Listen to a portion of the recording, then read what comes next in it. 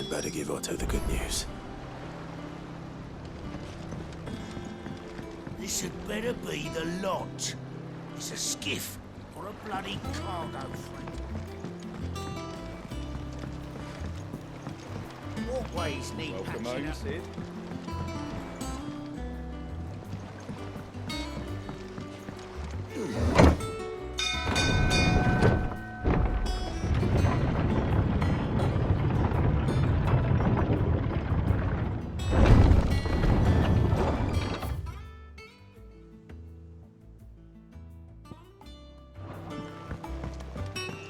What became of Kupka? Why haven't we heard anything? Gav told me the gentleman who visited earlier, the one with the loud voice, was your uncle. I did think there was a resemblance. Something in the eyes.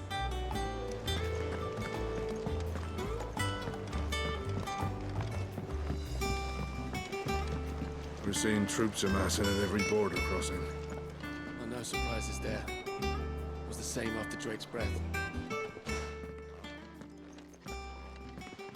Clive, you're back. I am. And with glad tidings for once. Hugo Kupka is no more. Well, I'll be. All of our comrades who lost their lives back at Sid's place be smiling down at you right now. We had a stolus from Lubor saying Drake's fang had fallen. I expect that was your doing as well, was it? It's a long story. One for the history books, I'll bet. Welcome home, Clive. It's good to be back. You look better. I feel it. Which means I'm coming on your next little adventure. You're not leaving me behind again. Wouldn't dream of it. Otto. Any word on the Royalist movements since I've been away? Shouldn't you be putting your feet up? If you really want to know, go and have a word with Vivian. Thank you. I will.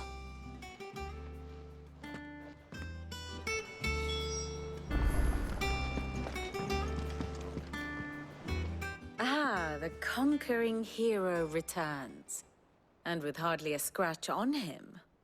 I may have picked up one or two.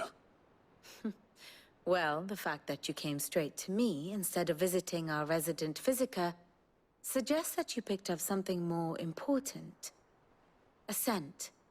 The scent of Waludas. The very same. But whatever plans Kupka was hatching with the Royalists, he took them to his grave.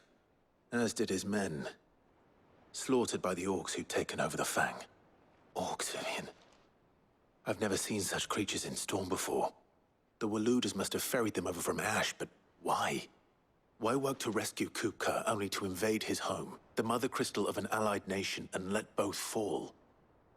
It makes no sense. Do you know the tale of the blind men and the Adamantus?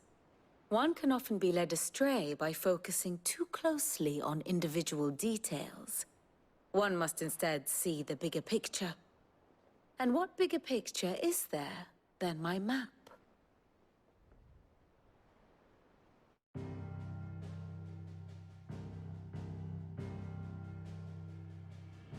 The Kingdom of Walud claims dominion over all of Ash. It is a nation forged by the bloody conquest of Barnabas Tharm, the dominant of Odin. The Canvarian War of Independence in 849. The Battle of the Twin Realms in 865. The Battle of Belinus Tor in 873. Wheresoever his armies fought, Odin was found where the fighting was fiercest. But of late, the warrior king appears to have laid his sword to rest. Battle rages for control of the crystalline dominion. Yet Tharm sends not a single ship in support of his Dhalmekian allies. Meanwhile, the Blight ravages great swathes of Ash. Yet warlike Walud shows not the faintest interest in laying claim to untouched lands.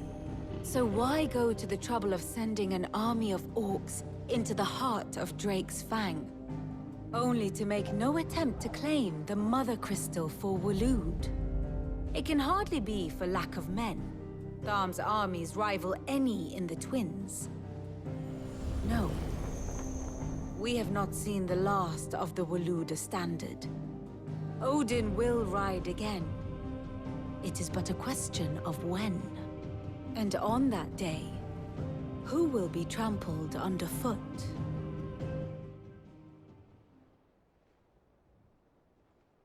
In summary, I know not to what end the Royalist betrayed Kupka. I know only that it is part of some broader scheme. A scheme tied to the ambitions of one man. King Barnabas. But there is no need to wallow in confusion. If one is to cure a sickness, one must first identify the symptoms. And your Lord Uncle has volunteered to do just that by keeping an eye on the Royalists' movements. He's really throwing himself into this. Indeed he is. Which means all that remains for us to do is await his reports. Well, not quite all in your case. The people of the Hideaway must hear the news. Justice has been done. Hugo Kupka is dead. The wounds he left that night are still raw, especially for those who lived with Sid the longest. Tell them that those wounds might finally begin to heal. Consider it the price of today's instruction. I've never known you to be sentimental. What can I say? I am only human. And we are, all of us, sentimental animals at heart. I suppose we are. Very well. I'll go and spread the word.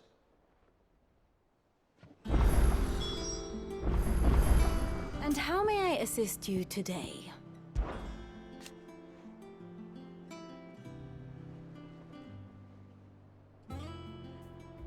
So what of its parliament?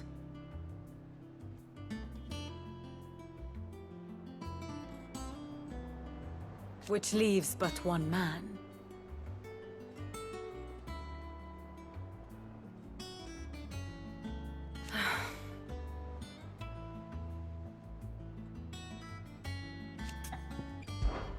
How may I help you today? Of course. Study it well, Clive. The state of the realm is ever-changing, Clive. That bastard shadow loomed over us all for far too long. Thanks for snuffing him out, Clive.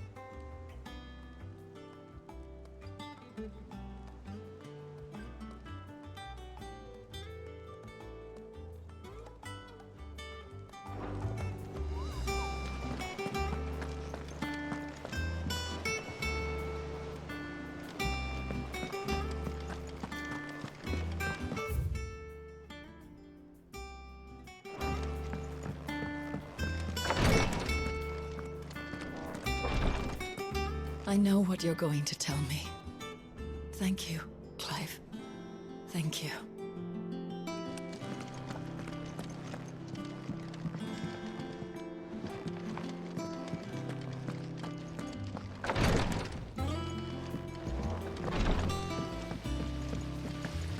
When it comes to boyish charm, Goots has an indomitable rival in Gav. One is the sweet little babe in arms to be cooed over. The other, the naughty little boy who'd pull on my pigtails.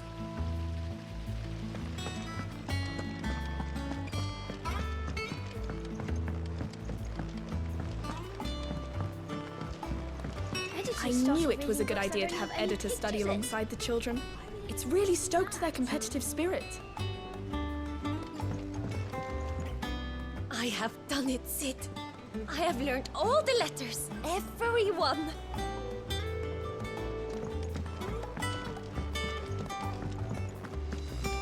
It hasn't been a year.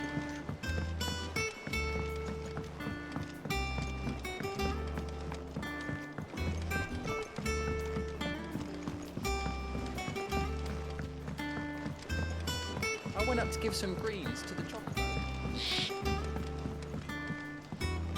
What do I have to eat to grow as tall as you, Mr. Stelz?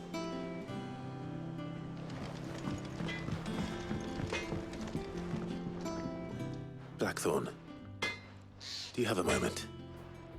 What is it? I'm busy. I wanted to tell you that Hugo Kupka is dead.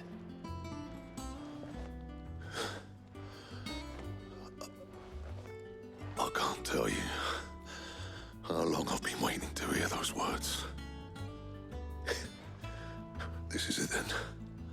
A new beginning under a new Sid. I'll try to live up to the name.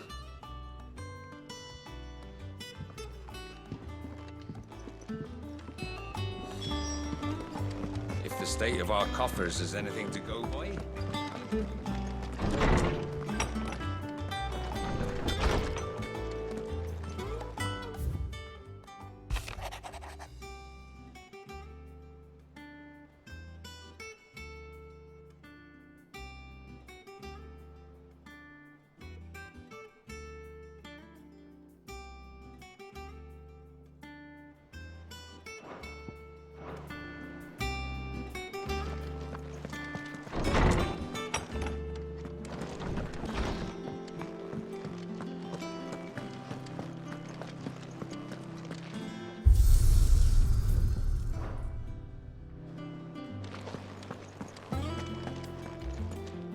Welcome home, Clive.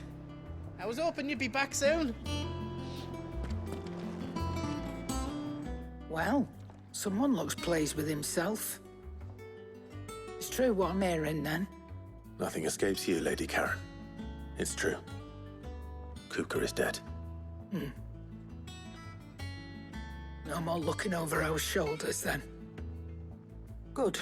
I'm starting to get a crick in my neck. Don't let it go to your head, though.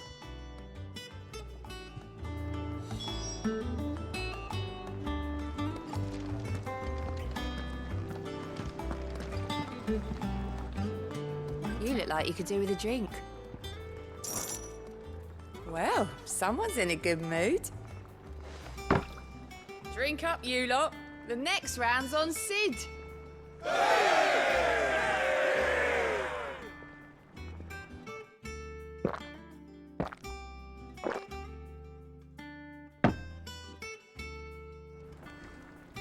Oh, keep your mug handy.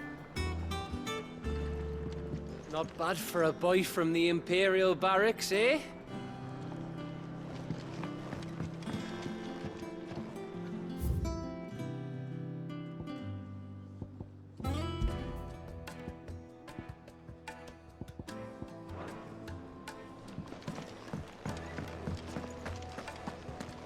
The sun hath topped the mountain, the dawn hath kissed the sky.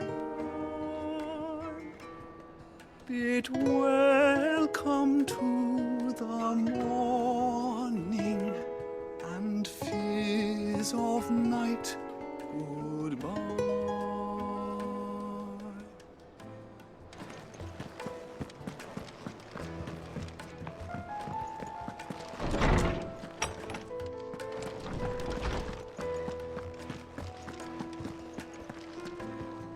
Ah, Clive. Have you come seeking the gift of knowledge? No. To share mine, actually. Hugo Kupka is dead. Oh, my. Can it really be true? Look, he's crying. He is. The big baby. And with good reason, children. These are tears of joy. We must offer up a prayer to your parents that the heavens might weep with us. There shall be no lessons today, only thanksgiving and merrymaking. Go, put away your things. All right. Brilliant.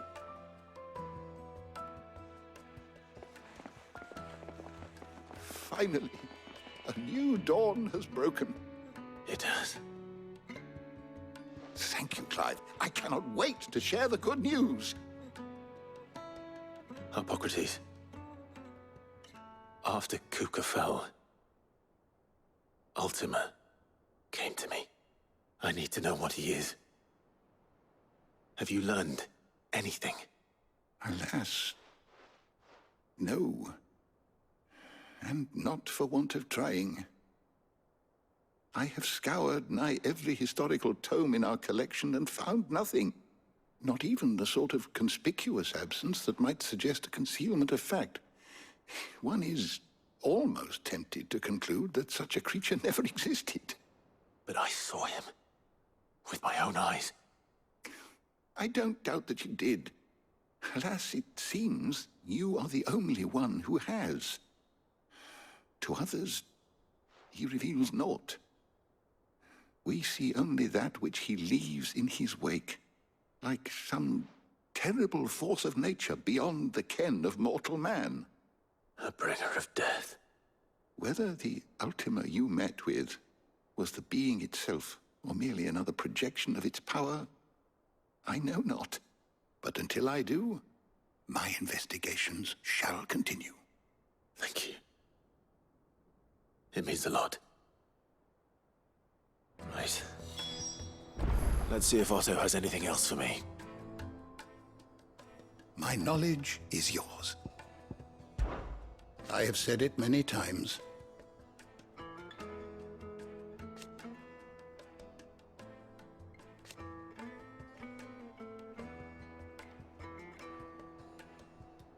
His story is ended. Were you aware...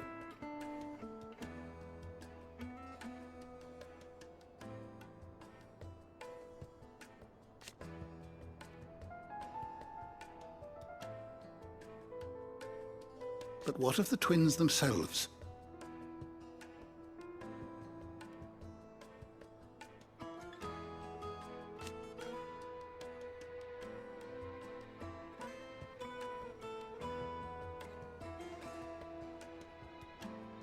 Yes, change will come.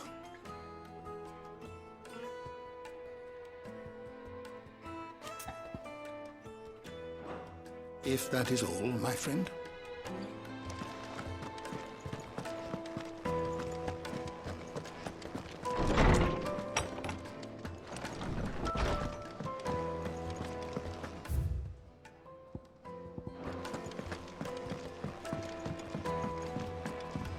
I'm telling you, it's true.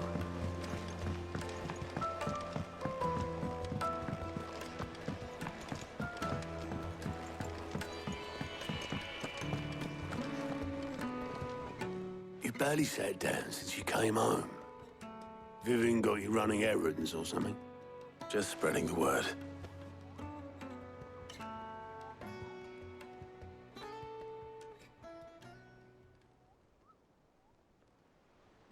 So, the Professor's got a soft side, has she? I'd never have guessed. No. She was right, though. Everyone was glad to hear the news. Ah, but you ain't told everyone. I can think of plenty of friends back at the old Hideaway who'd sleep more peacefully for knowing. Not least of all Sid. You should tell him. You're right. I should. And I will. Well, when you do, be sure to take Mid with you. She's been going at it hammer and tong down in that workshop of hers, trying to do her father proud. I can't remember the last time she visited the old sod's grave. Very well. I'll suggest it.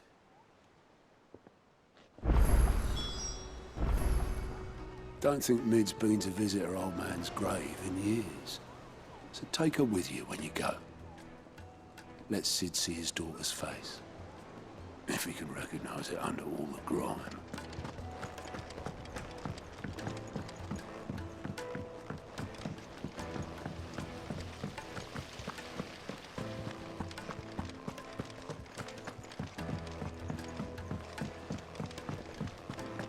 I think Mid might need some help.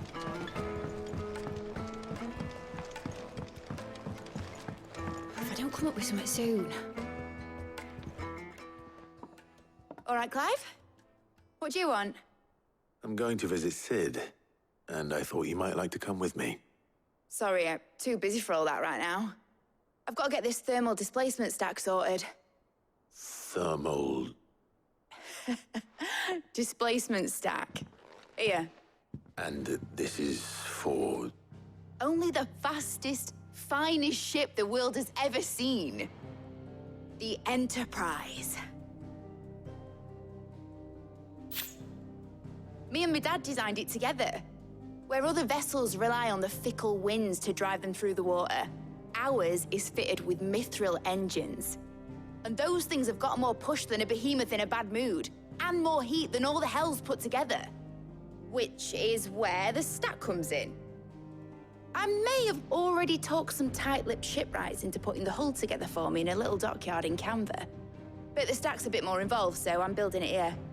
Thing is, it's so involved that I'm running behind and it's starting to hold things up over at the shipyard.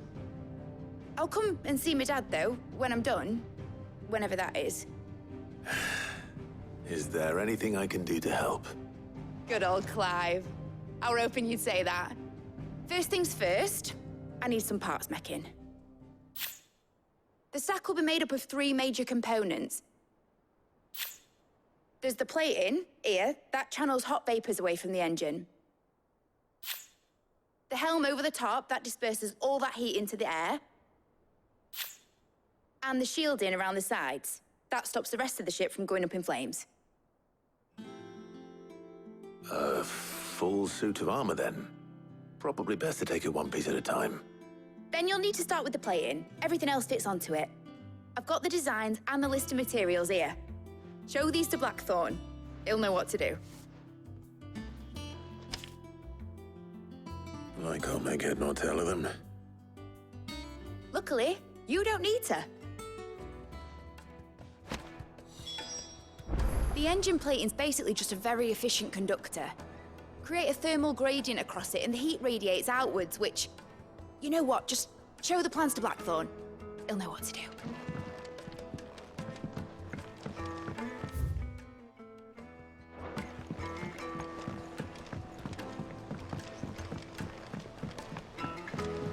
Editors started reading books that don't have any pictures in.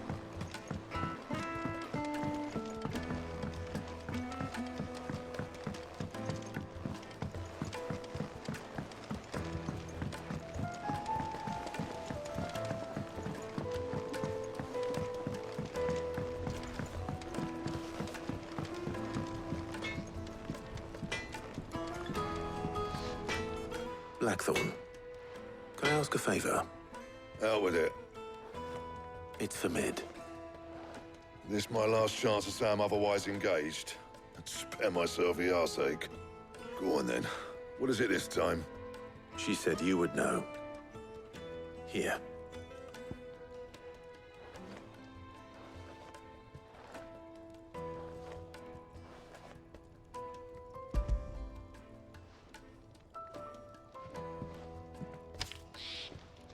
Krieger's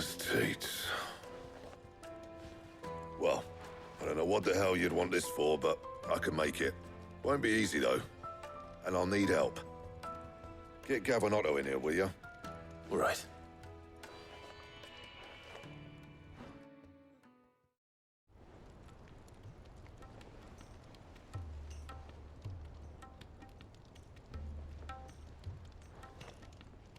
So Lid's roped us all in here again, has she? Typical. Still, if that's what it takes to get her to visit Sid's grave, I'll do what I can. And, what is it we need to do, exactly? Take a look at this. It's this plating. The usual sword grade steel won't work. We need something that can get very hot, very fast, and still keep its shape. That means an alloy. Something that won't break or buckle at the temperatures she's talking about. Which is where you lot come in. I need materials, and I've got my work cut out already. You'll have to fetch them. Now, there's a special kind of sand I'm after that you can only find out in the Velcroy. Stardust, they call it. As for the rest of the stuff, my usual supply should have it in stock. It just needs buying and bringing back here. Well, we'll get it done quicker if we split up. One of us should probably give you an hand collecting the sand. And the other can go and get the rest from this supplier. Right then. Well, make your minds up who's going where, and we can get this over with.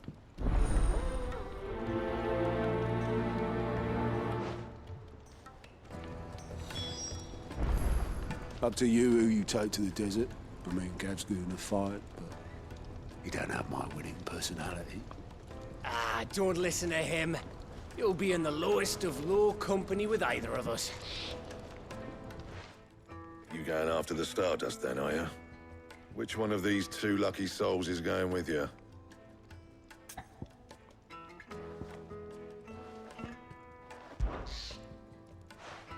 Otto, you're with me. All right, then. Where do we find this Stardust, and how will we know it when we see it? There's a river that runs through the southern reaches of the Velcroy. It's the black sand that washes up on its banks that you're after. And I'm guessing you'll be needing sackloads of the stuff. Might be worth hiring porters at the Dalimil Inn. I'll head down then. See about finding us a wagon. All right. I'll meet you by the river. Yous two take care, eh? I'll go and see this supplier. Just don't let the bastard fleece you, eh? Ah, he wouldn't do that. He's Blackthorn's mate. Isn't he? Best of luck.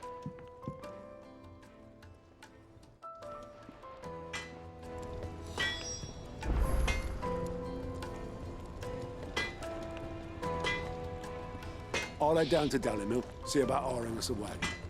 Wait for me by the river. Don't you worry about me. I can smell a swindle from half the twins away. What do you need? Good bloody riddance.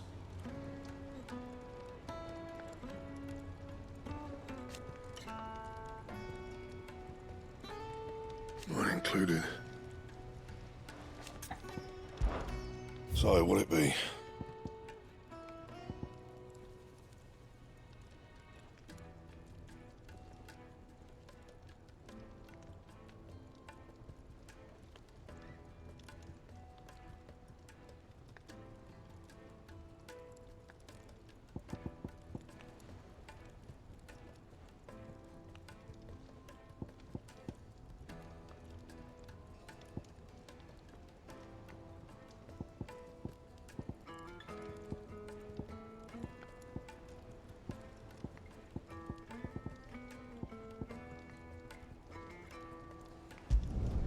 No scratches, all right?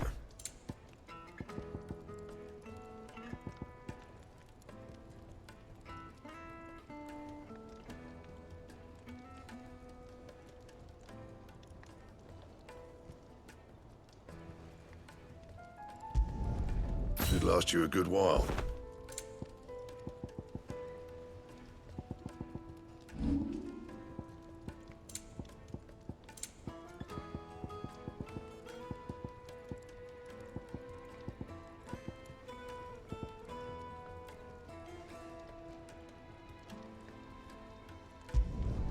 You can thank me later.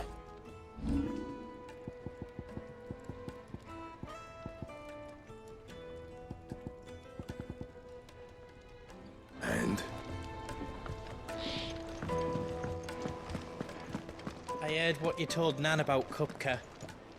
Hopefully all our old friends can rest easy now. Is it business or pleasure? It's a relief. Thank you, Clive.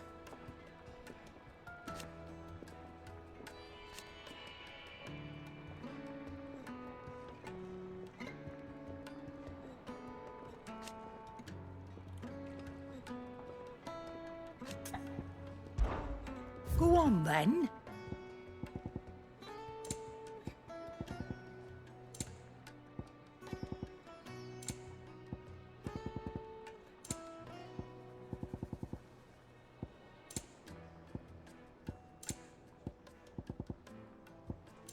Finished, are you?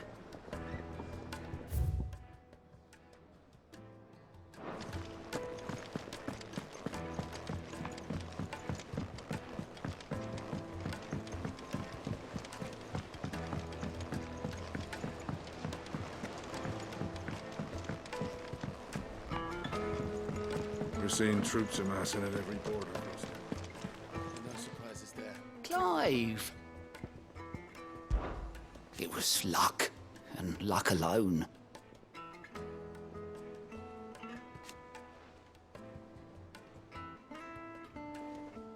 But now...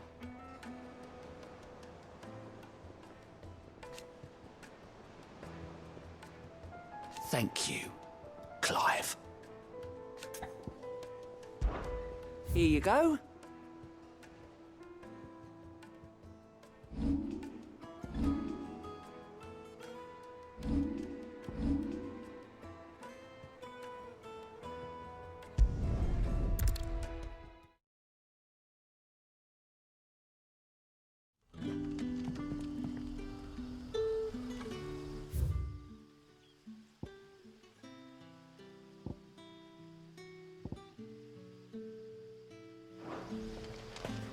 Good day to you.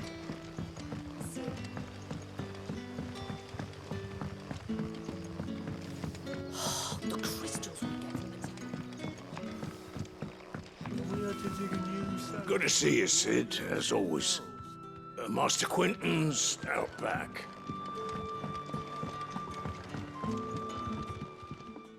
Ah, Clive. Your timing is exquisite, as always. I have a concern which you may be able to assist me with. Go on. There are whisperings afoot of shadowy figures having been sighted outside the village. Rustlings in the undergrowth, suspicious noises. My people fear that they are being watched. It may be no more than a surfeit of nerves, understandable in the current climate, or it may be the prelude to something altogether more dangerous. Given what I hope you'll forgive me calling your nose for trouble, I wondered if you might investigate. Of course. Excellent. You might begin by speaking with the good citizens of Lostwing. Listen to their tales, and make what you will of them. All right. I will.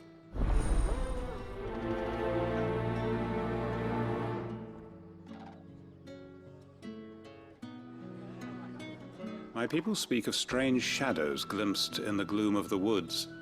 Either these are figments of anxious imaginations, or someone is out there. Someone who does not wish to be seen. Right. Let's see what the people of the village have to say. I'd better find out if this is just nerves, or something we need to take more seriously. The crystals.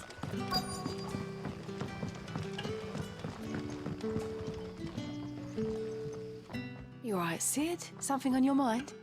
There is actually. Can I ask you something? Quentin tells me people have mentioned shadowy figures out in the woods. Have you noticed anything unusual? Oh, that. No, sorry, can't help you. I heard the rumors, mind, from the lads working over at the vineyard, but none of them has seen anything either. All right. Thanks anyway. Don't know who the lads heard the story from, but it's going all around the village. Shadowy figures lurking in the woods that disappear as soon as you spot them. Oh, it's enough to send a shiver down your spine.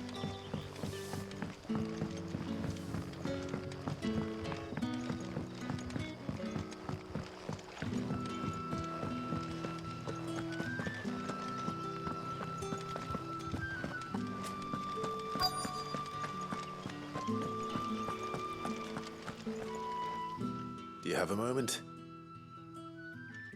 There's talk of suspicious figures in the woods. Have you seen anything out of the ordinary? No, but I've heard something. Sound of scraping metal, like someone sharpening a sword. Where was this? In Lorbert's Pass. Was out foraging for herbs when I heard it, screeching out from between the trees. Ran back here as quick as my legs would carry me, and I ain't been back since. I see. I'll look into it. Thank you. I was in Lorbert's Pass when I heard it. Sounded like someone whetting a blade. Ready to slit my throat. Put the wind right up me, it did.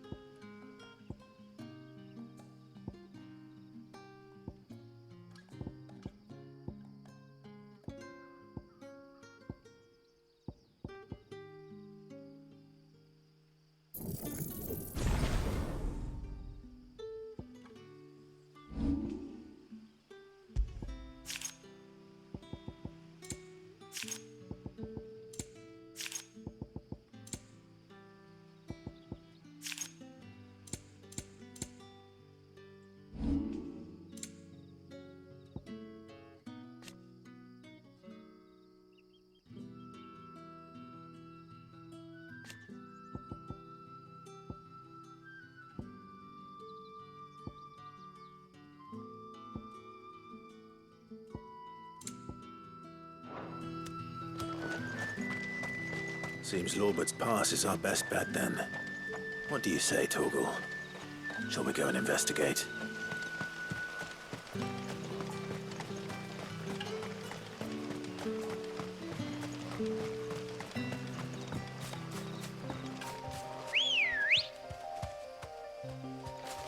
Let's go. Run like the wind.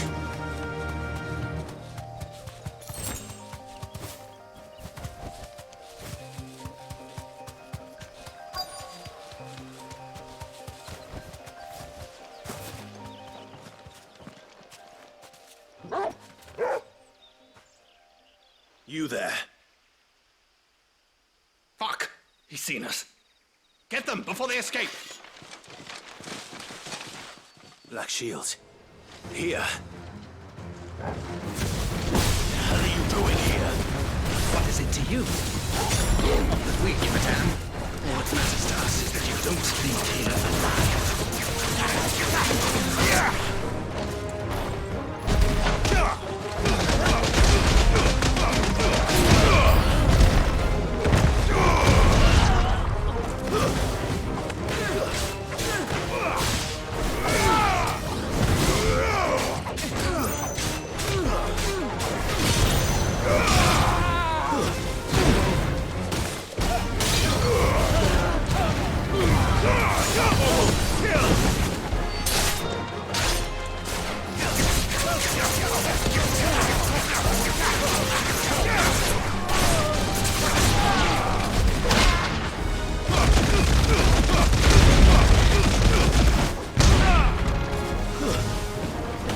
It's over.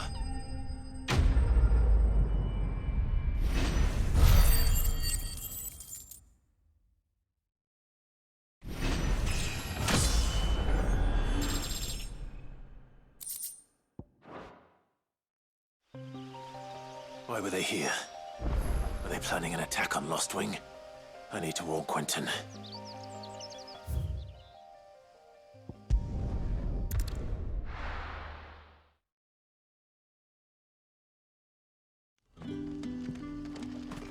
Good day to you. See.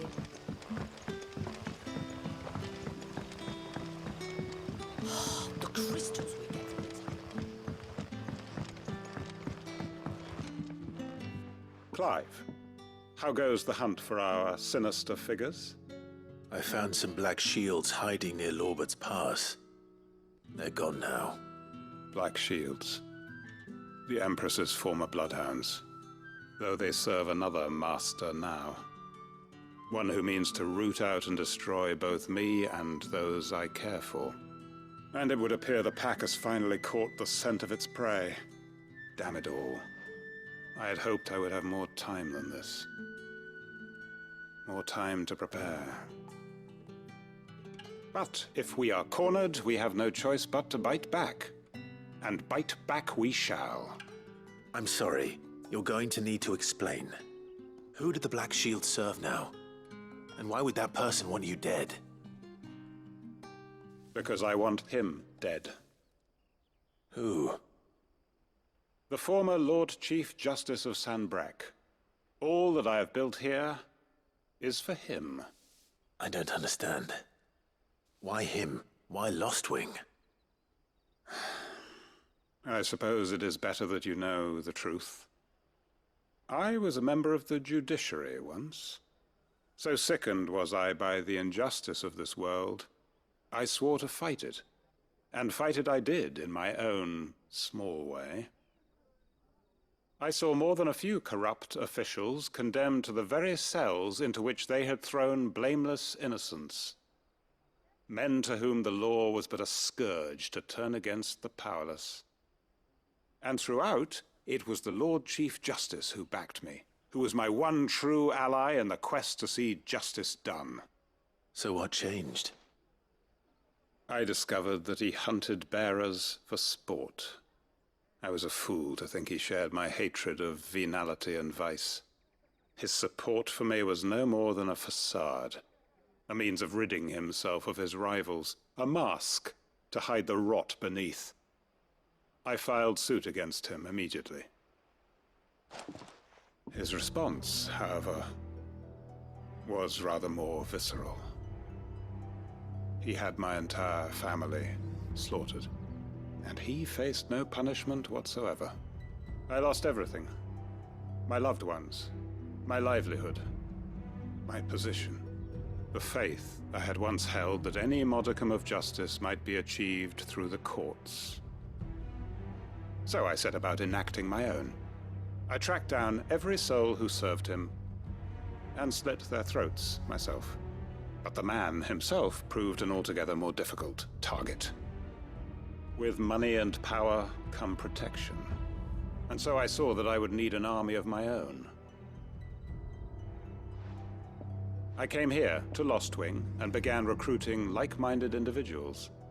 And everyone here knows this is why you do what you do. Of course. They too have lost loved ones to the bearer hunts. Seen faultless friends sent to the gallows to spare the guilty. All under the watchful eye of the Lord Chief Justice. Our wounds are the same. And our cause is the same. We are comrades, and our revenge is already in motion. We know where he hides, how numerous and well-trained his guard. What we did not know until now, however, was that his plans may already be in motion too. Quentin. Our time is short. He may move against us at any moment, unless we move against him first. My friends and comrades, it begins. Make ready for war.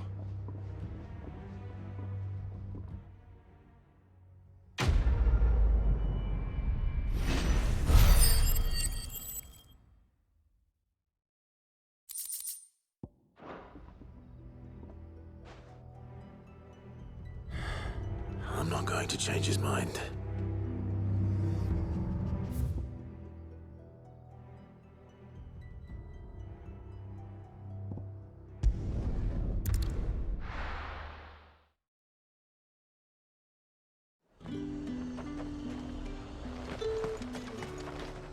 Do you see anything you like?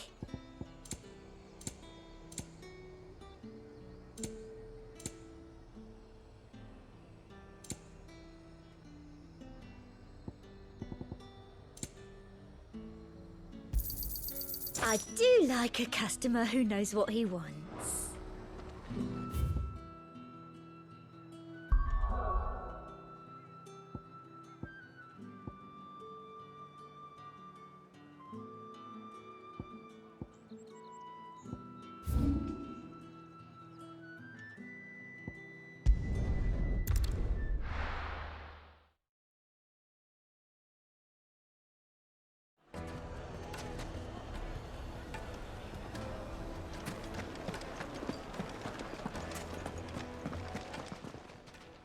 Our hero returns. That was your doing, was it not?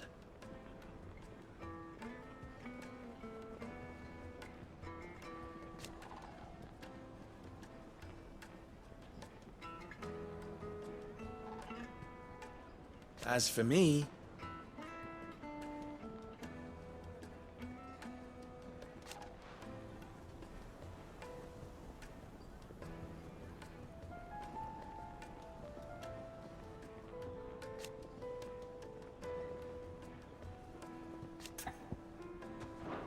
try not to Master die. Lubor says Drake's fang has fallen.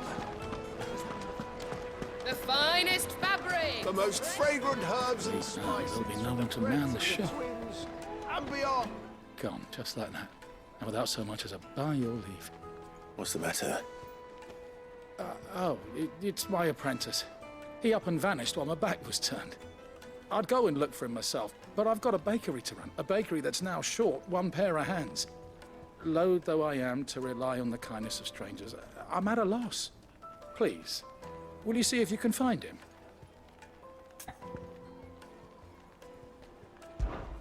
I'll see what I can do. Do you know where he might have gone? I wouldn't be surprised if he was off somewhere mooning at Drake's Fang. He used to work there, you see. Poor fool left his heart in its hollow. All right. Then that's where I'll start.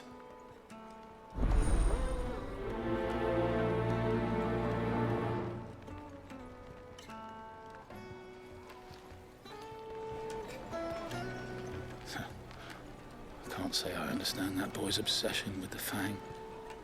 I can't say I understand much about him at all. It would make a My carpets have pride of place in...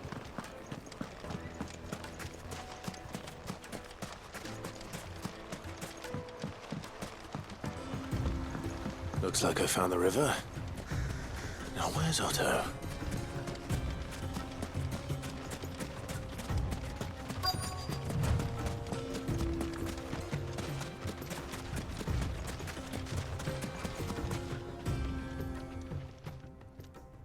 Otto, sorry I'm late. Ah, Clive. I had a quick scout about, and I reckon this area's our best bet. Seems Blackthorn's the only one who thinks smithing with his stardust stuff's a good idea. It's just lying here, waiting for any old fool to fill his boots. But unlike any old fool, you thought to bring a wagon. Well spotted. Now get filling.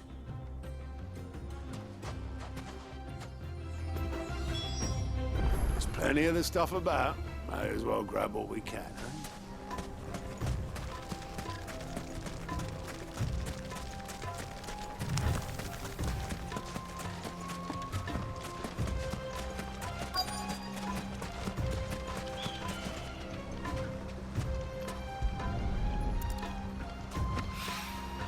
So this is stardust. It just looks like black sand to me.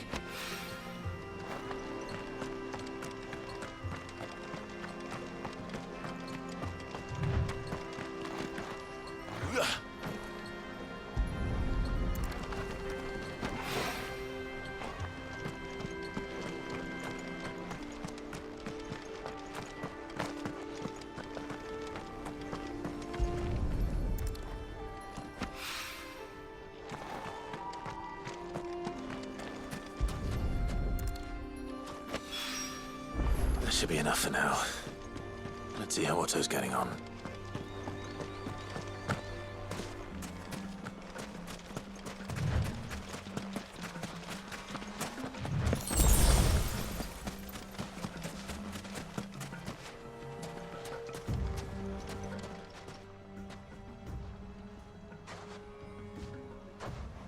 How much did you get? Enough. I hope.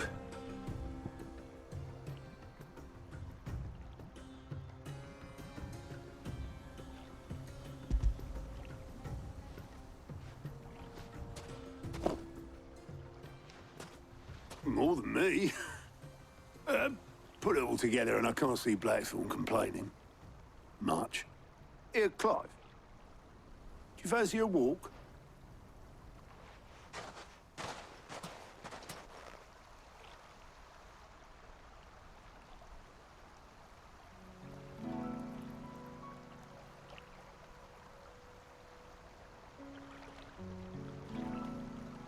Sid would be proud.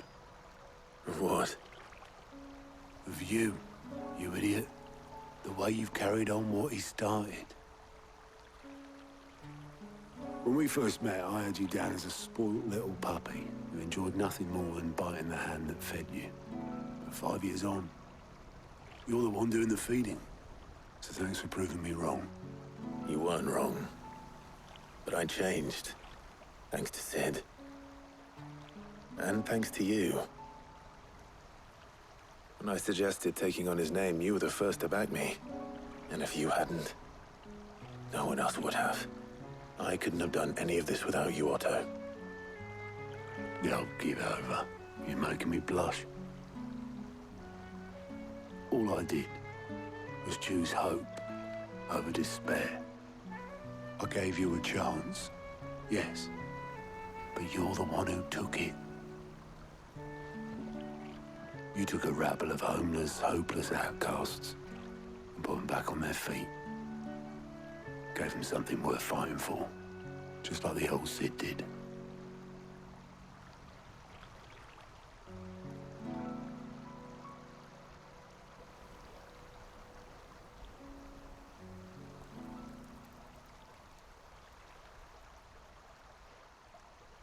About time I was heading back, I reckon.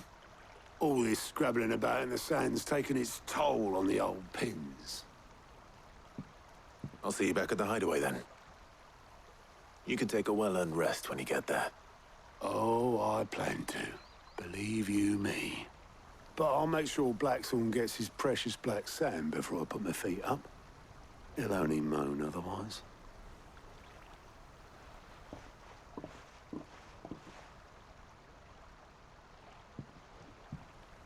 Right. Ready to go home, boy?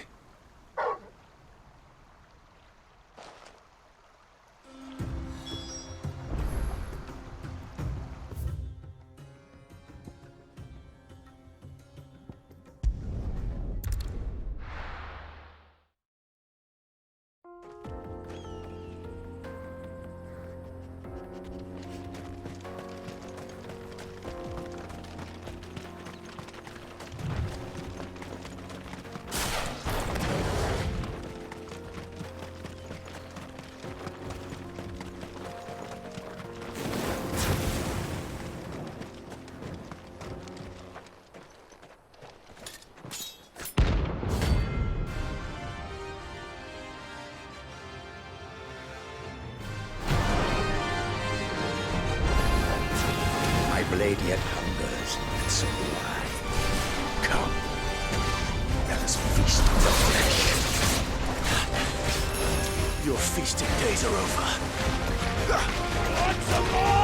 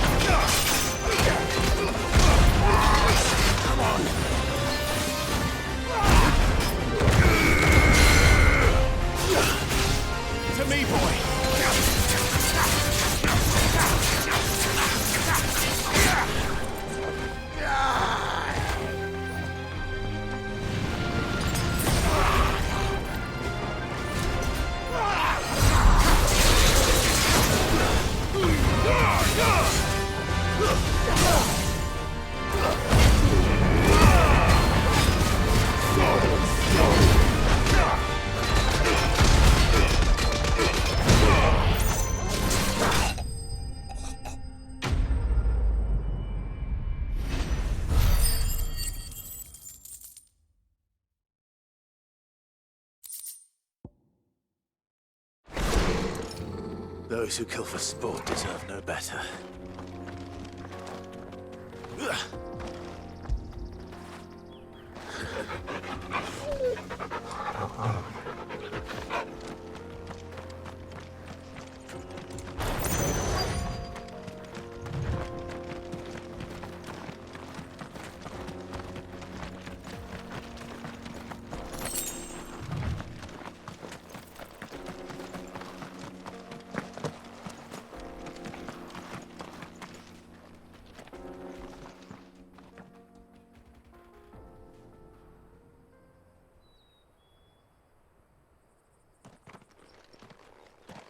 Excuse me. What do you want? The baker sent me to find you. I am a sorry, selfish sod, aren't I? Certainly not a baker. Master must have ruled the day he took me in. Time was the sight of the fang used to calm my nerves. But now look at her. I take it you missed the Mother Crystal. I hated her, but she was all I knew. Worked her mines for years. And when she shattered, part of me shattered with her. I had to trade my pickaxe for a rolling pin, but I'm no good at baking. Every loaf I touch collapses. My bread's as hollow as I am. She was the only thing that could fill the hole inside me. Oh, I loved her, damn it. But now she's gone. She's never coming back. What am I supposed to do? I ask her. How does a shell of a man learn to live again?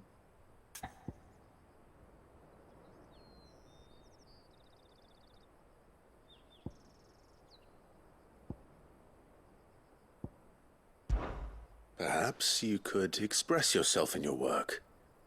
If you miss the fang, maybe you could recapture it somehow. Recapture it? I'm a baker, not a...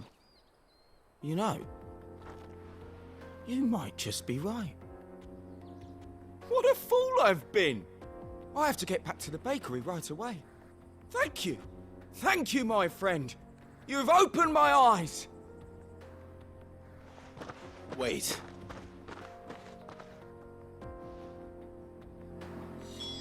Suppose you won't be needing an escort then.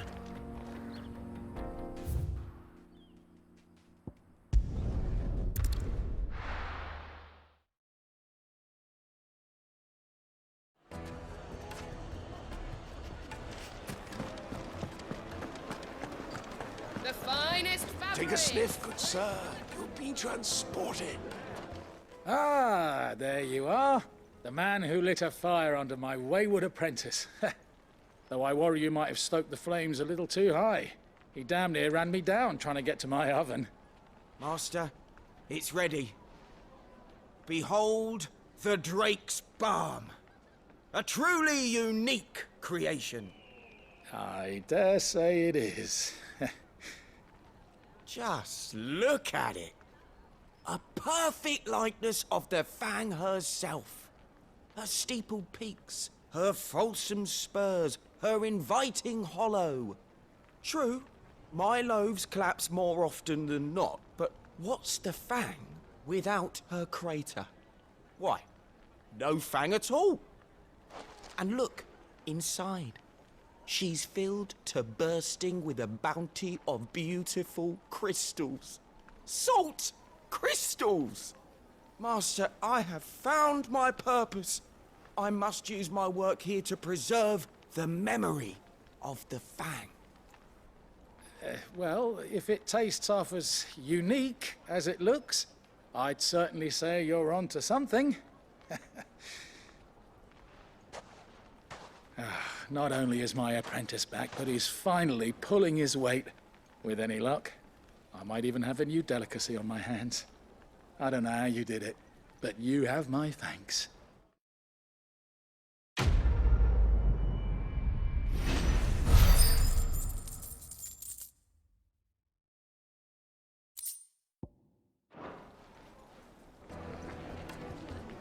Now, Dusan, I know you're keen, but do you have to use the good salt?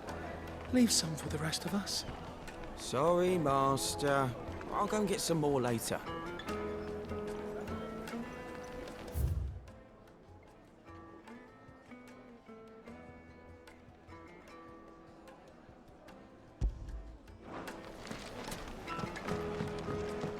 Oh, where's all men's rocket? Made from the stoutest stoneware.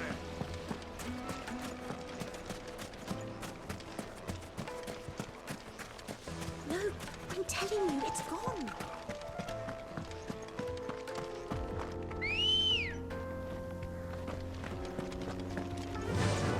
Run like the wind.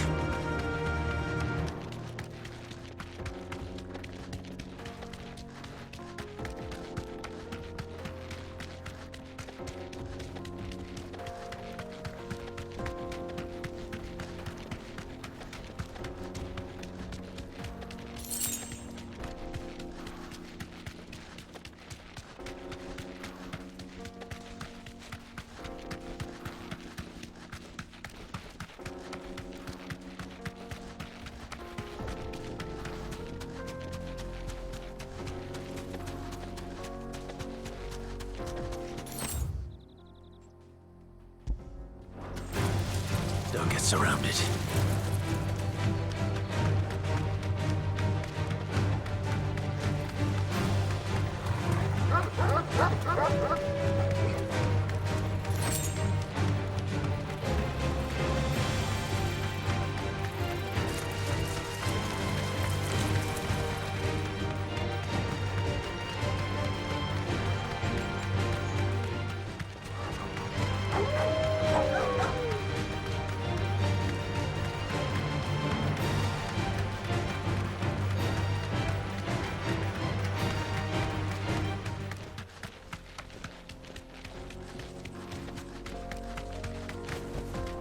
Be safe.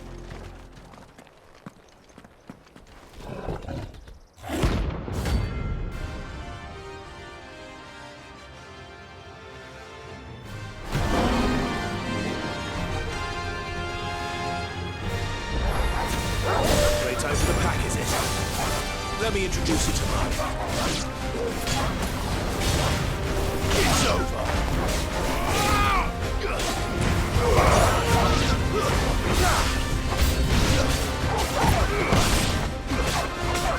It's over.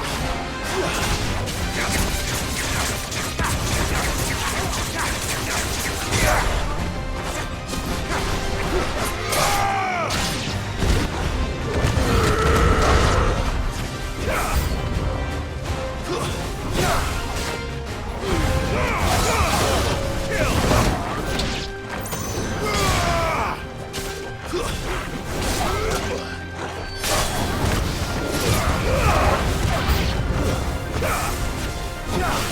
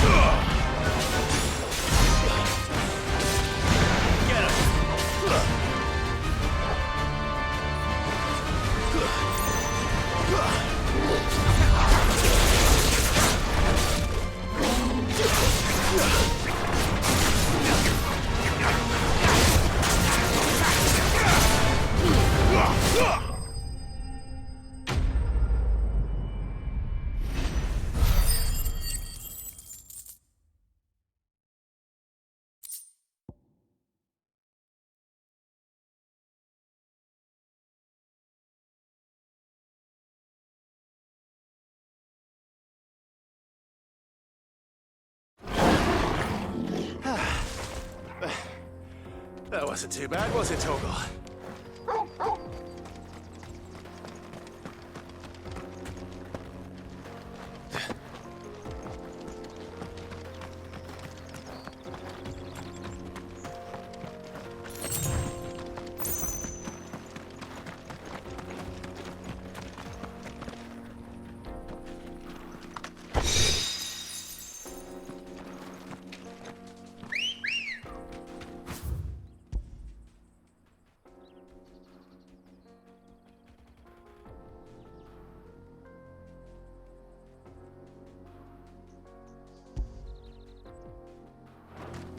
Let's go. Fly, Ambrosia.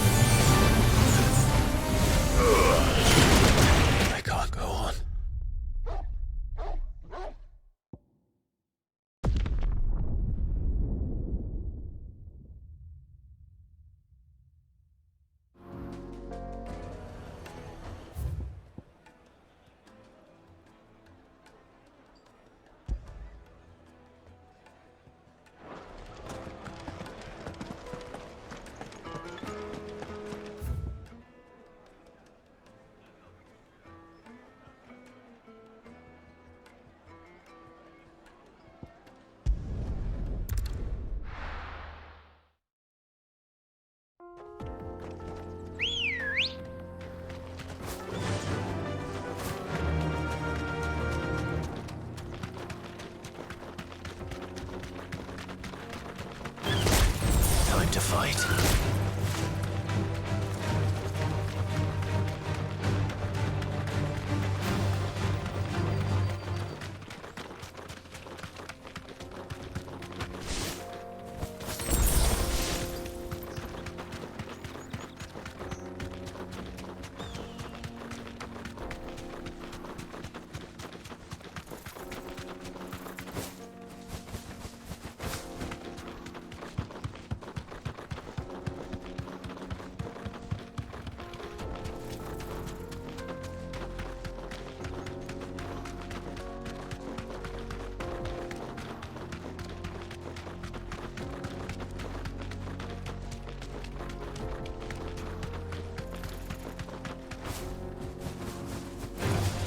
This might take a while.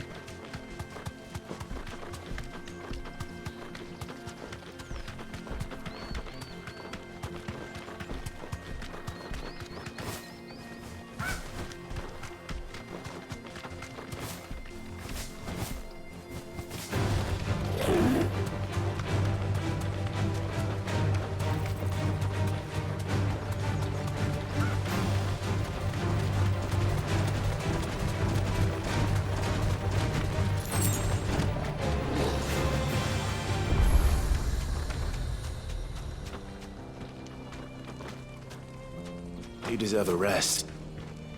You lost, stranger.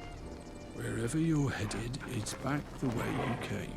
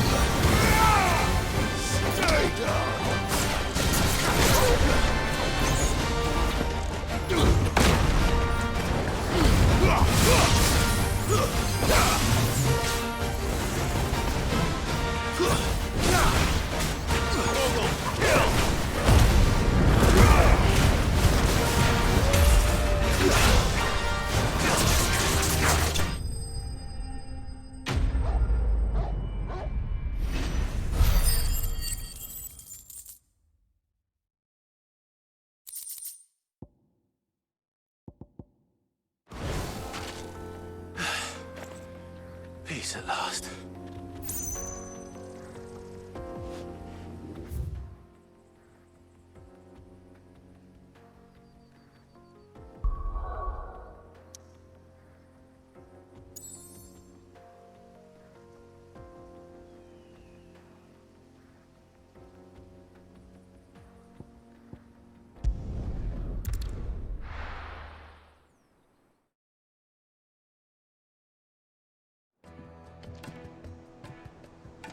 Let's hope this is all Blackthorn needs.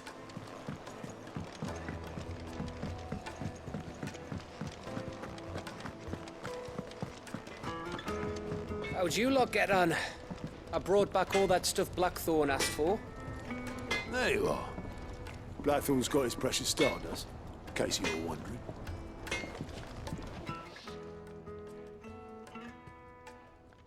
Blackthorn, got everything you need? Yeah. Yeah, I do. Cheers for the stardust. Should be enough to be getting on with. Nice to get out and about for once. Let's do it again sometime, eh? I'll make a start on putting this thermal plating together then. It'll take some time, mind. So if you've got other things to be getting on with, I could do without you breathing down my neck. Thank you, Blackthorn. I'll let Mid know construction's underway.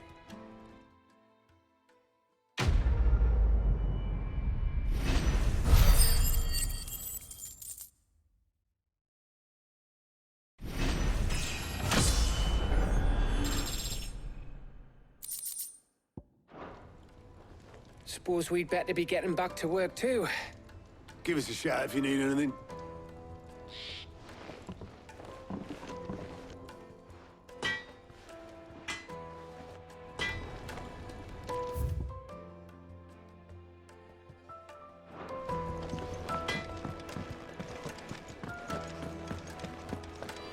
Thanks to Sid. Thank you, The Clive. man who hurt your mother. Not just from me, but from Kenneth, I'm sure too. they're looking down on us now and smiling.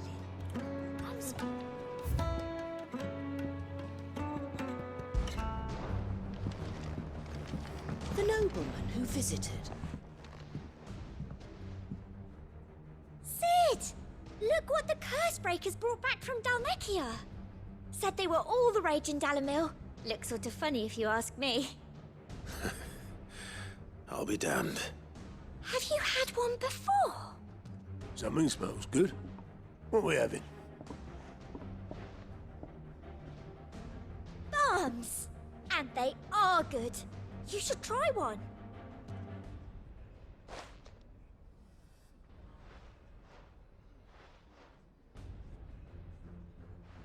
Eh? The bloody great hole in it. Who ate the rest? It's supposed to be hollow, silly. Haven't you ever seen Drake's Fang?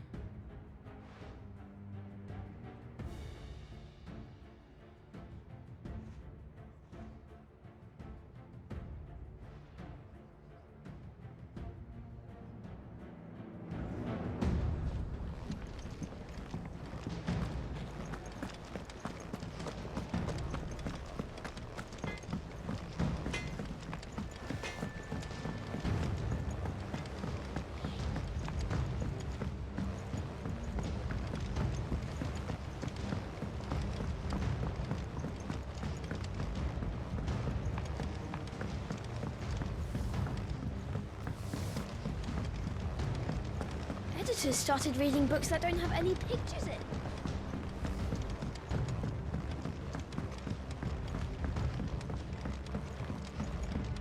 If I don't come up with something soon. You'll be pleased to hear that Blackthorn's started work on the plating. Excellent. 1 down, 2 to go. So, what's next? The helm, of course. For this, we'll be repurposing fallen scrap.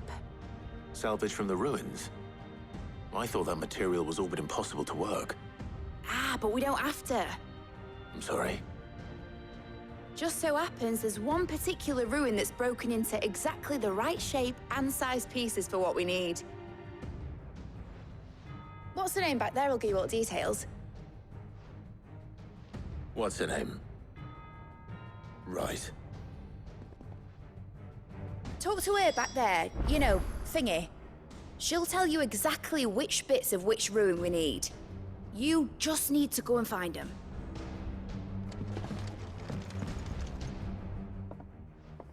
Oh, Sid, is this about the helm? Yes. Mid said I should speak with you. I'll show you the plans then. Here you see the mithril engine, in which mithril is burned to generate heat. That heat is then harnessed to produce motive force. Excess heat is dealt with by means of the thermal displacement stack, which disperses it into the surrounding air. Now, were we to rely on thermal plating alone to achieve this effect, the rate of excess heat buildup would far exceed the displacement coefficient of the plating. In other words, the reactor would overheat and eventually explode. This is where the helm comes in.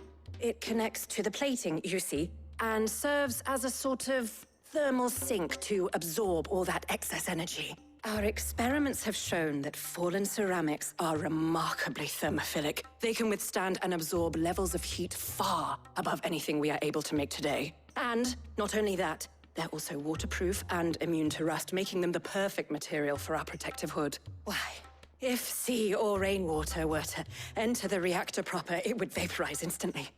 The forces produced would tear the ship from stern to... You can stop there. I understand. Mid said we might be able to use parts of a fallen ruin. Where would I find it? Ah, yes. It's in Lorbert's Pass, near Lostwing. The thing is, well, I probably should have arranged to have the pieces we need brought here sooner. You see, a certain unwanted visitor has taken up residence there. It's no longer a matter of just walking in and taking them. It's, going to be considerably more dangerous than that. I see. Then I suppose I'd better deal with this unwanted visitor for you. Would that help? Oh, very much. Thank you, Sid. I'll gather my team and head there right away. We'll meet you outside the ruins.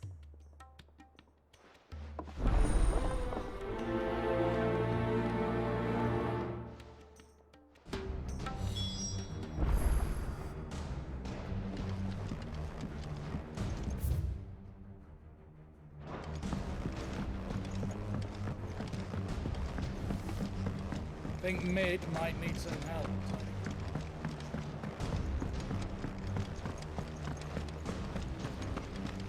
When it comes to boyish charm, Goots has an indomitable...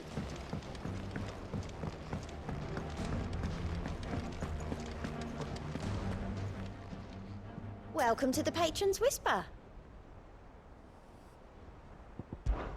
Kupka. But when I close my eyes...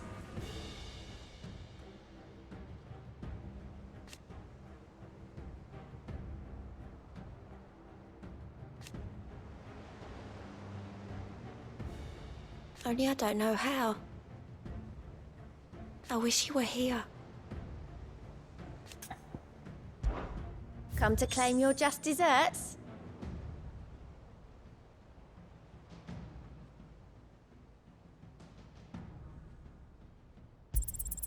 Here you are. All done? Ain't so bad stretching your legs once in a while. Should do it more often. We're seeing troops amassing at every border crossing. Well, no surprises there. Are you still running round Same after after Mid? Drake's breath. Oh, you poor bastard.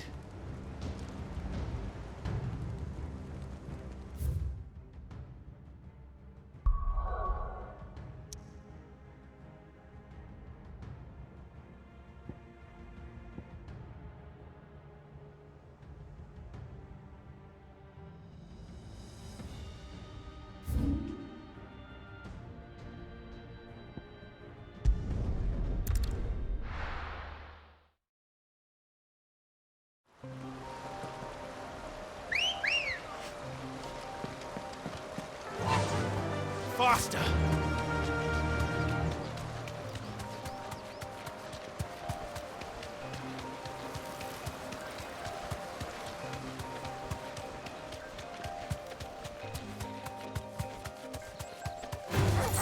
Time to fight.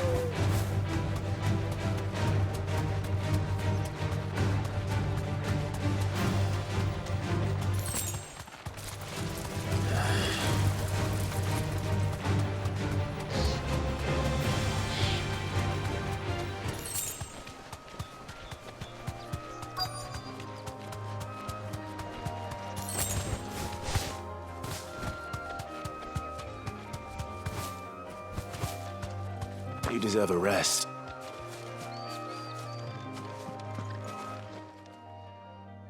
Oh, there you are, Sid. Thanks so much for coming.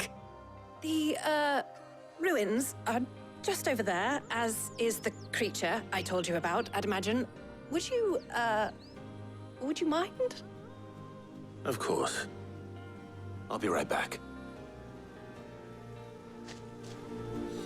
The pieces we need are in the ruins, just over there, as is the terrifying monster.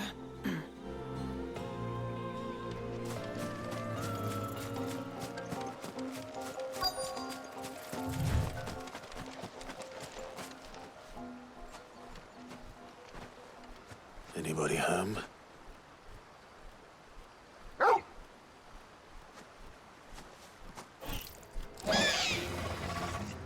This must be our unwanted visitor. Time to go.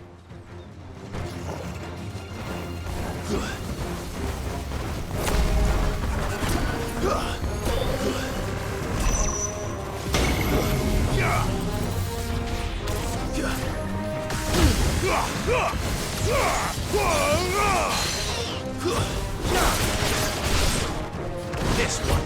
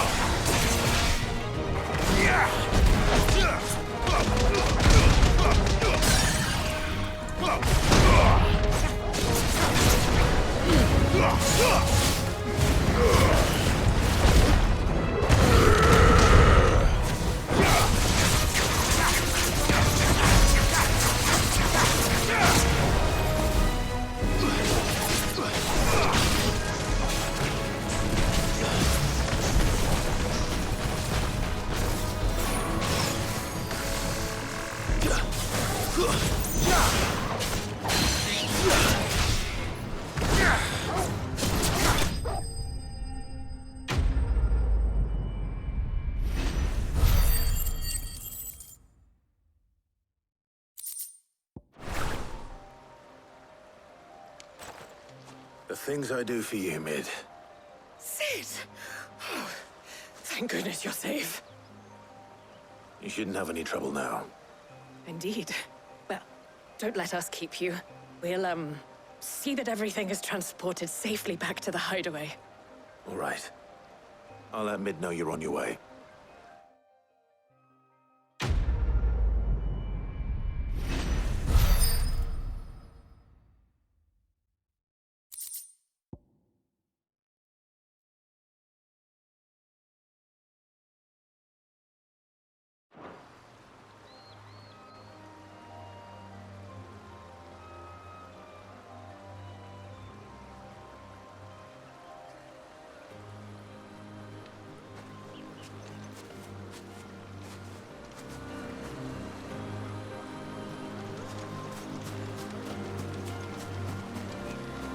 Your work is done, Sid. We'll take care of the rest. Let Mid know she'll have her helm very soon, would you?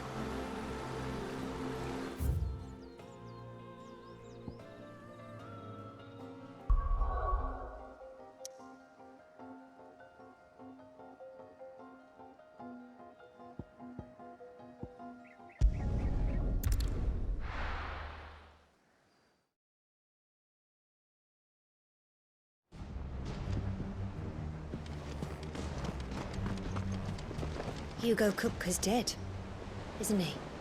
We don't have to live in fear of him anymore.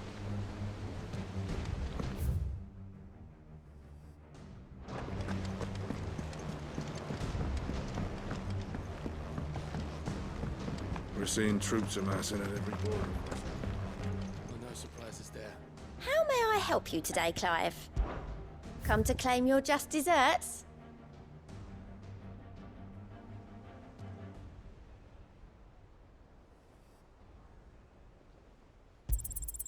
Here you are.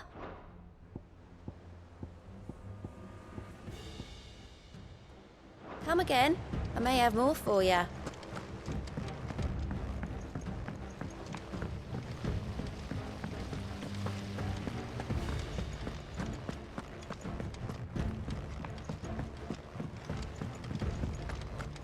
Think Mid might need some help turning up. If I don't come up with something soon. Mid. Helena has recovered the material for the helm. She'll be along shortly. Excellent. Another job well done. And just one remaining. Right. Right, the shielding. This one's a bit of a bugger. How so? The plating's enough to stop the engines going pop, but those things will still be spitting out enough fire to set the rest of the ship ablaze. Which is why you need proper shielding. A prison for the dragon's breath that's blazing away inside. I thought a triple thick layer of tempered steel might do it. Or more of the stuff that the Fallen use, but they'd both be too heavy. The helm and the plating are bulky enough as it is. Add any more weight and the whole ship would be at the bottom of the briny before we'd even started. I need something light. But I've racked my brains and I just can't think what would do it. Well, if I were in need of obscure knowledge, I know whose counsel I would seek. Harpocrates. Tomes? Yeah, well, I'd thought of that, obviously. I've got all the details written down here. Can you take this to him, see what he makes of it? Right away. I've been going round in circles trying to find something sturdy enough to withstand the fire of the engines, but light enough not to sink the ship. Should have bothered old Tome sooner. If anyone knows something I don't, it'll be him.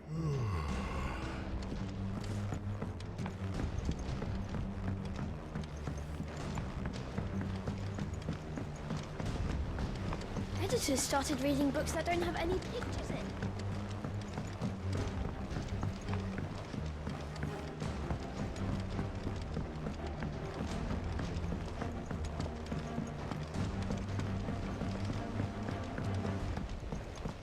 I went up to give some greens to the chocolate.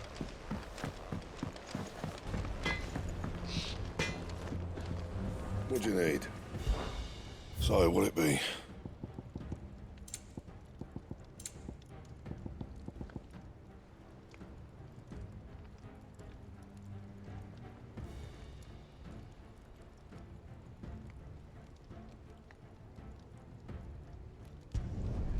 No scratches, all right?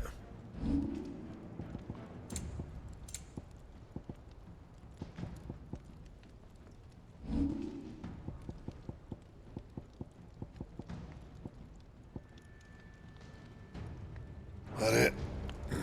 Fine.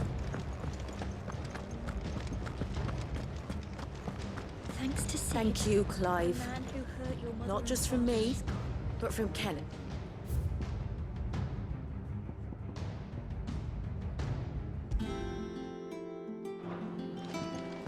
The nobleman who visited.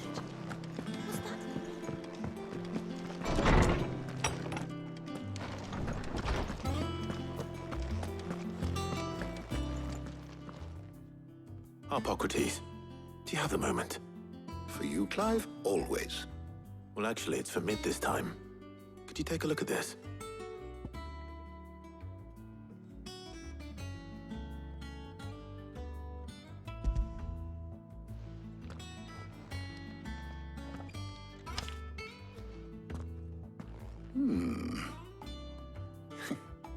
Shielding for a mithril engine.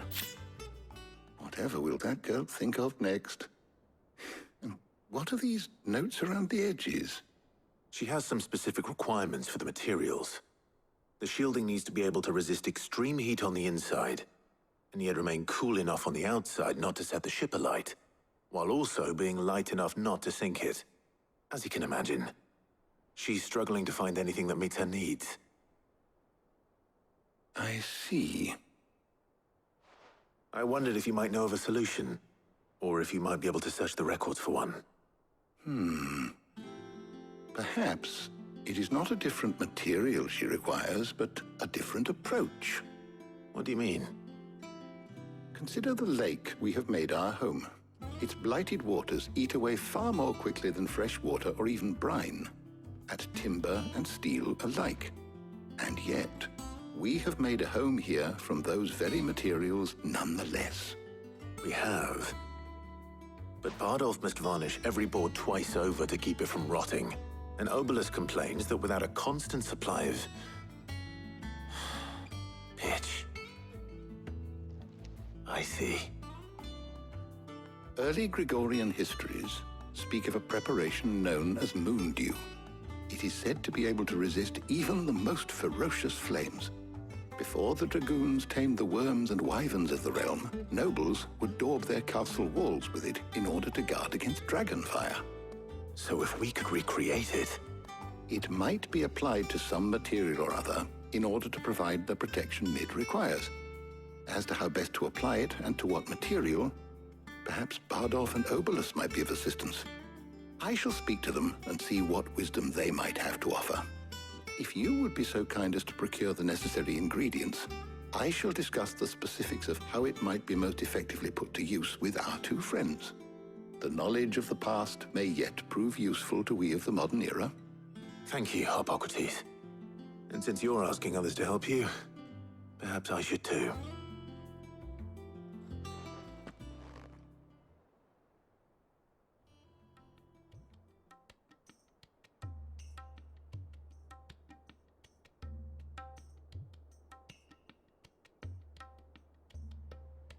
So you need a hand, do you? We do. I'll be heading to market for the ingredients we need. I could do with some help. And some company, too. The other can assist me in researching how best to prepare the shielding itself. Can we count on your aid? Always. Well, if Jill's game. Thank you.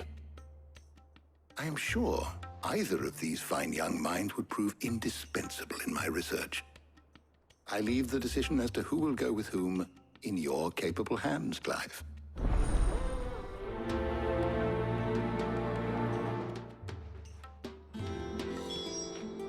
Shielding that guards against even the most ferocious flames. We could have done with some of that on Drustinus. I doubt I would have survived that place with or without it. A trip to Northreach, though, I think either of us could handle. So, Clive, have you made your decision? Who will accompany you on your little excursion?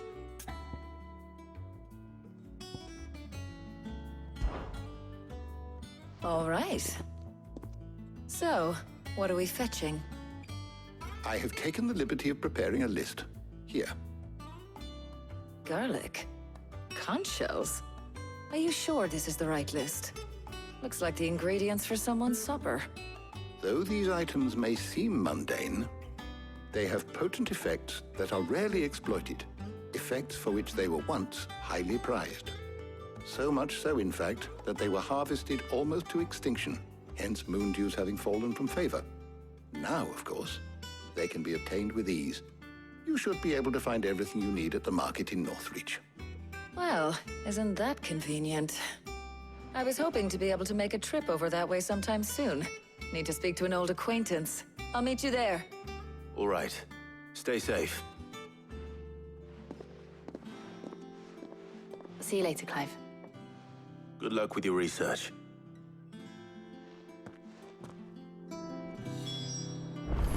Hippocrates and I'll look after things here. You head over to Northreach.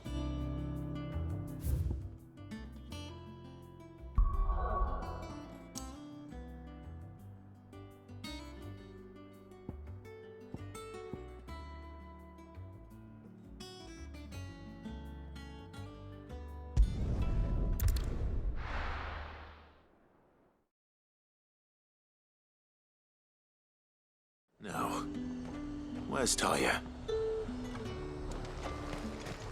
Keep them pilgers nice and chill. Need to stock up on these. I won't have you. There you are, Talia. Ah, and there you are. We shouldn't have any problems finding what we need in a place like this.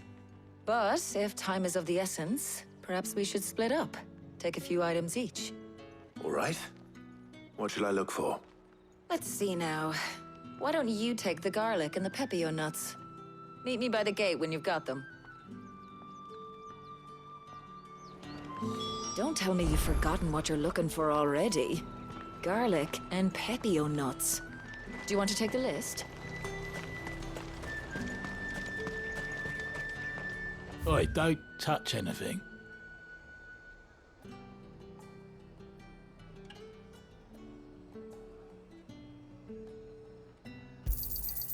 Go on, take it. There's talk at the glass gate.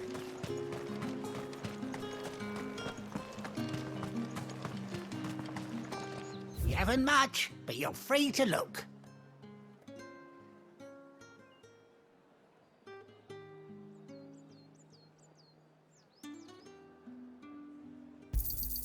I hope it's to your liking. That should do it. Hopefully Talia's finished too.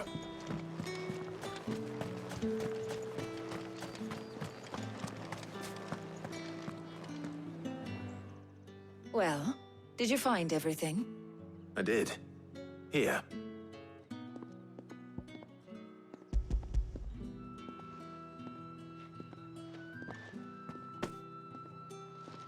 Garlic and pepio nuts. Job done. We should get this back to Tomes then. He'll be waiting.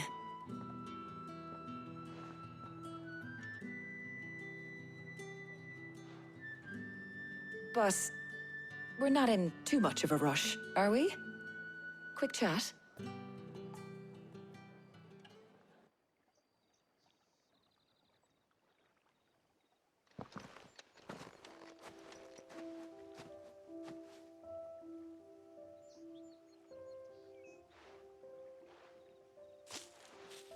Do you know, I think this is the very first time we've been out on an errand together.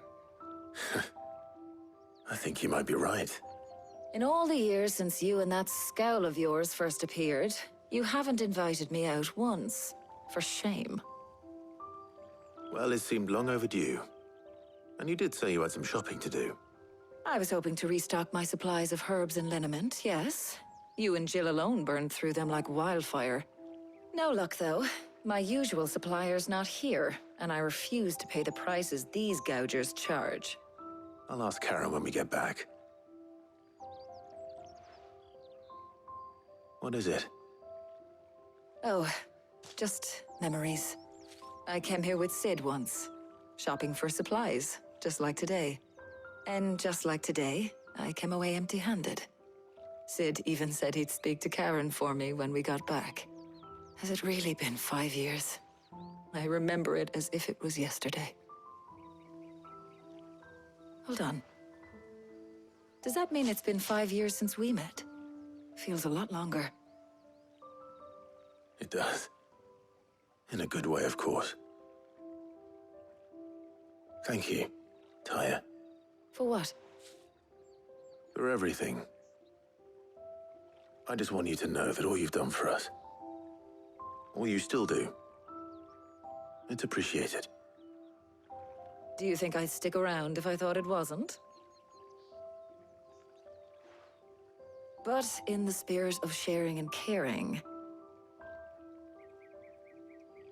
you're appreciated too, by all of us.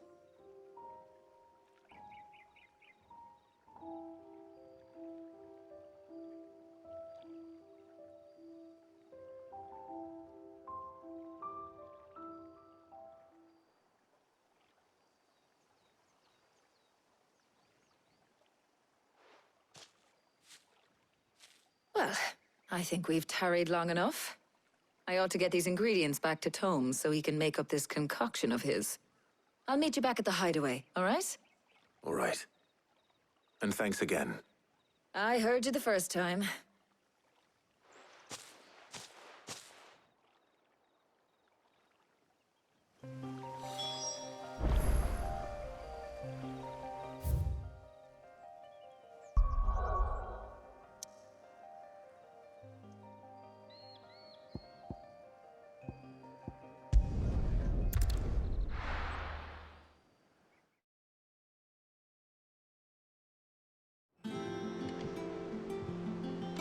I wonder how Hippocrates is getting on with the moon dew.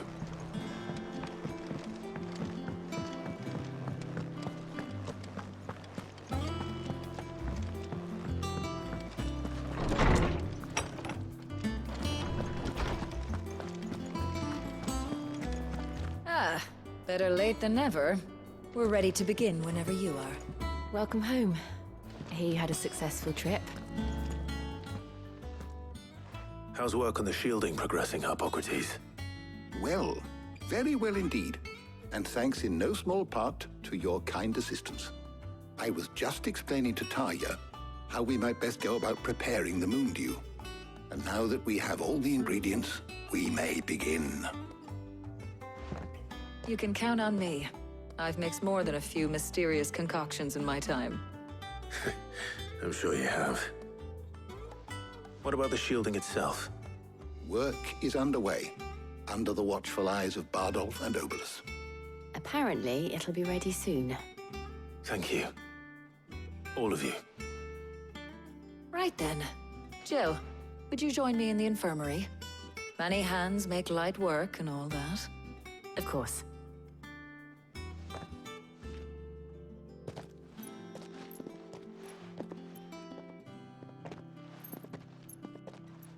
Oh, and Clive. It was good to talk. We should do it again sometime.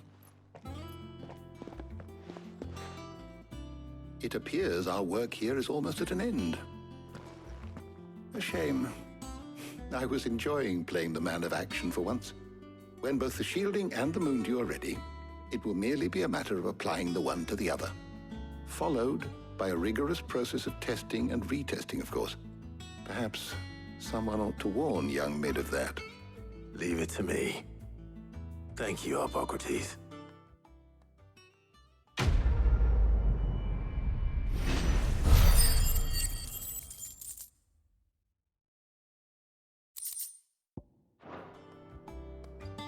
Well, I better go and give Mid the good news then.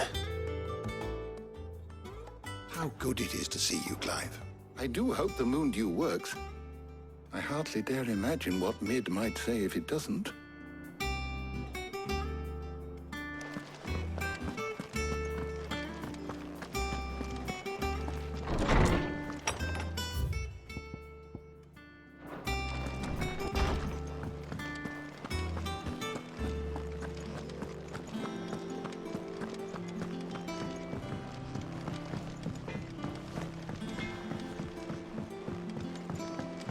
I went up to give some greens to the chocolate.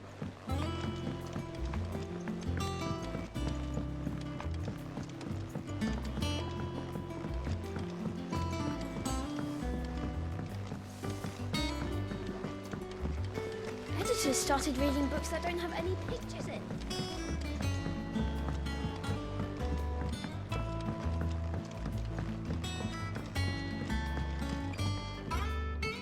Sorry to keep you waiting, Mid. But you'll be pleased to know that work on the shielding is underway. You found something for it? In a manner of speaking, Hippocrates knew of a substance that's highly resistant to heat, a coating that should provide the protection you need. He's supervising the construction and testing of the shielding as we speak. Brilliant! I knew you wouldn't let me down. Don't thank me. I'm just the errand boy. Right then, better start working out how to bolt all these bits together. To the Black Hammer!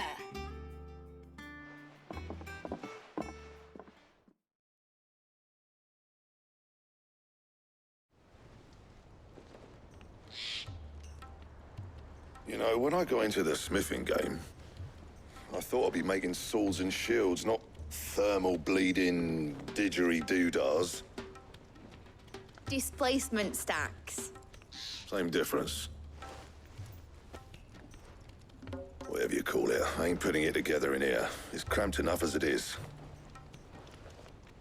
Let's take this outside. Mid, you get all the parts lined up on the deck. I'll take care of the rest. On my way! Oh, and bring me the biggest hammer you can find. This is gonna require some precision walloping.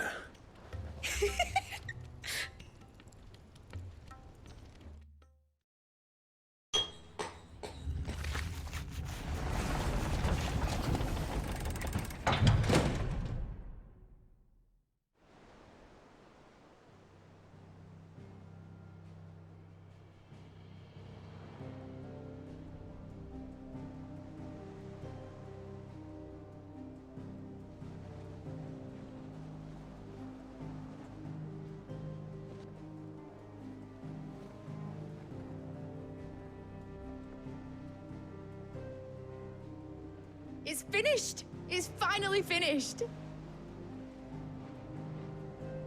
Thank fuck for that. I'll be feeling my hammer arm for weeks. Thank you, Clive, Blackthorn, everyone. That's one down and just 3 more to go. I'm sorry. Oh, didn't I tell you?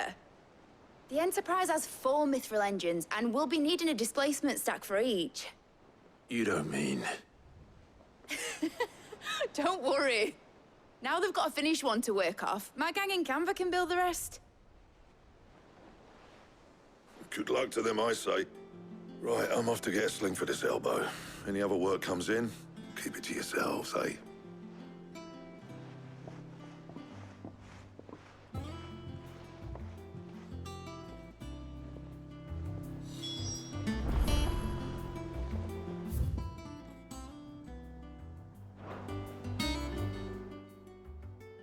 What's the matter?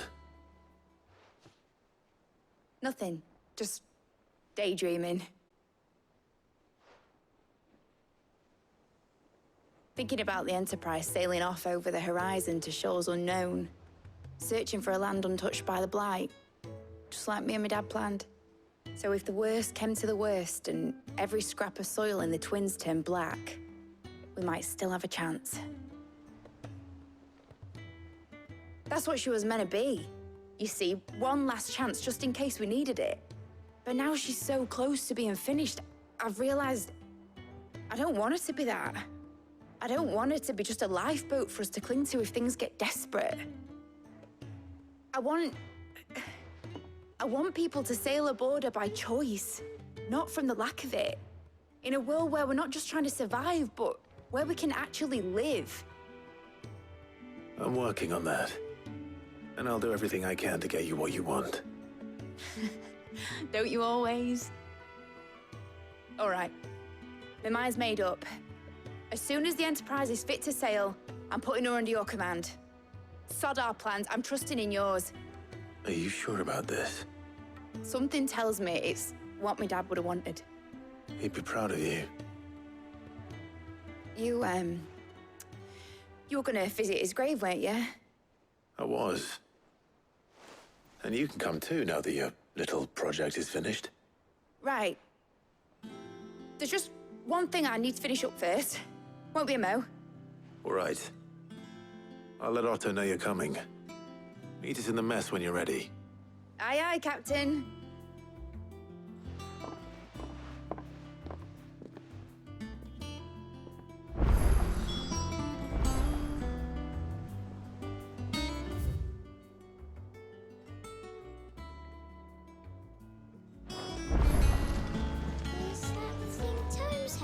The Enterprise will have 4 mithril engines, each needing its own displacement stack.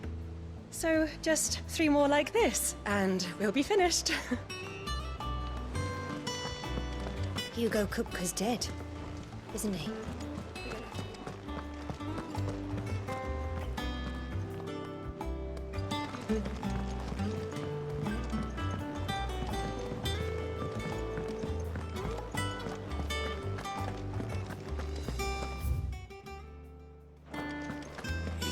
Crystal too.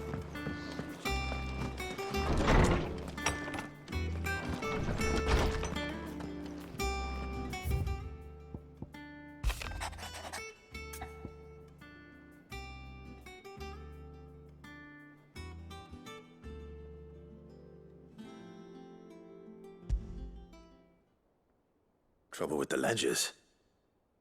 Shouldn't he be asking Otto for help?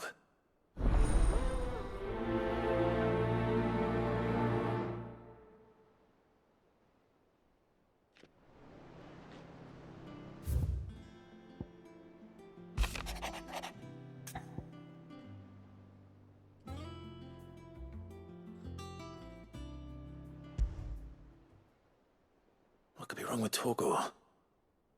He seemed well enough when I last saw him.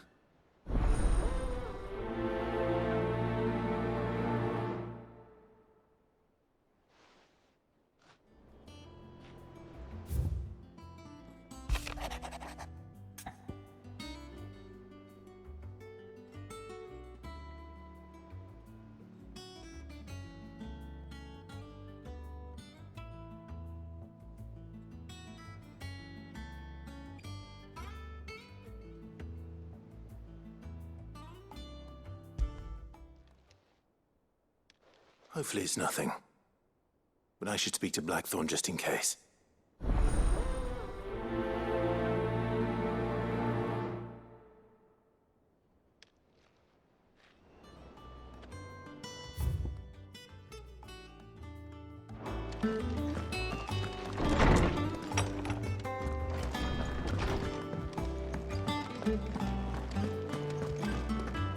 Heard what you told Nan about Kupka.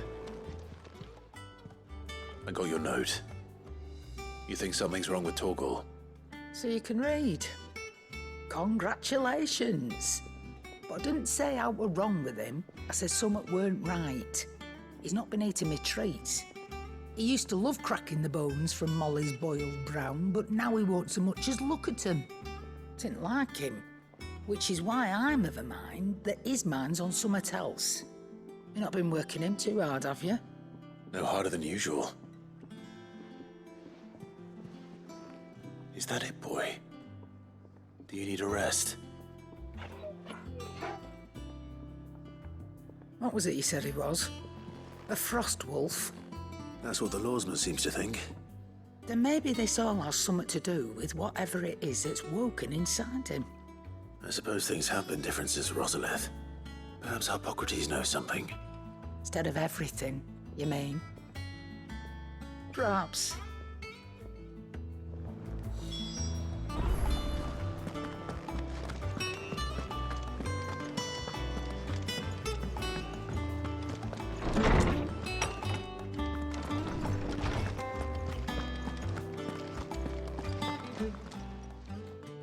Lawsman, I need to ask you about Torgal. Something's not right with him. He isn't ill, is he? I don't think so. But according to Lady Karen, he seems to have lost his appetite, which is certainly a new development. She says he's hardly been touching his bones of late, and she believes it may have something to do with what happened at Rosalith Castle. I rather think she might be right, though not about his appetite. All canids are instinctively inclined to crack open bones for the rich marrow that resides within, and I see no reason why a frostwolf should be any different. Accordingly, I suspect it is not a lack of appetite that afflicts Torgal, but a surfeit of it. If we assume that his newfound magics require additional nourishment to sustain, it may well be that the bones Lady Karen is accustomed to providing are no longer sufficient. Frostwolves, after all, habitually prey upon far larger animals, whose bones may yield altogether different nutrients. As to where one might find a suitable substitute, some antelopes that graze the meadows of eastern Rosaria have been known to grow to a size more than double that of their lesser cousins. I don't recall ever seeing any that large. And little wonder. The oldest and largest such creatures rarely leave the safety of the highlands for fear of predators. The last elder antelope sighting I recall hearing about took place near Cressida, and that was long before the village was abandoned. Even so, it seems like a good place to start. Good hunting, Clive.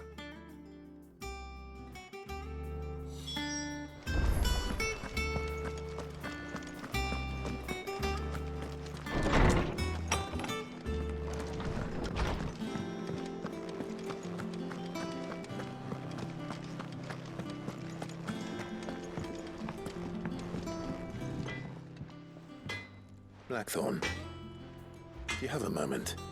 Not really, no. This won't take long. I just wanted to ask how you're getting on.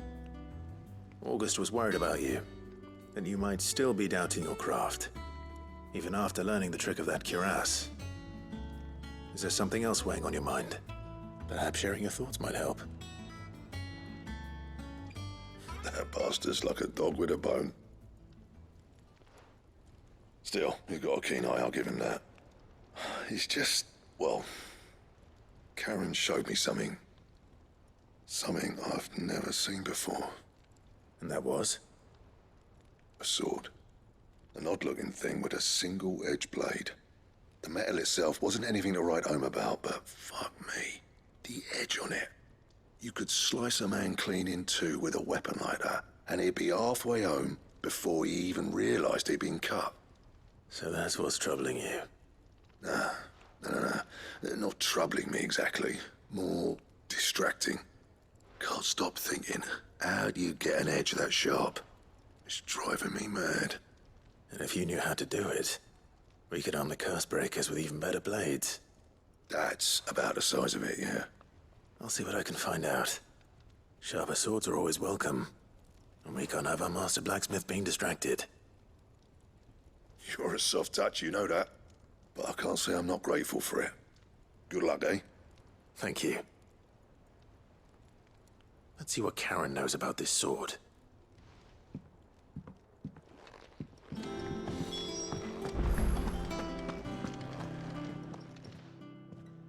You're looking well, Karen. What do you want? Out with it. I want to know about the sword you showed Blackthorn. Single-edged and extremely sharp. Running around after him again, are you? I suppose I am, yes. But I need to help him find out how to work an edge like that. It's driving him to distraction. Little wonder, I suppose. There's not many like that make it as far as the twins, and those that do go straight into private collections. Which made it nice and easy finding a buyer. Can you tell me who bought it? Where is it now? You think I tell people who my clients are?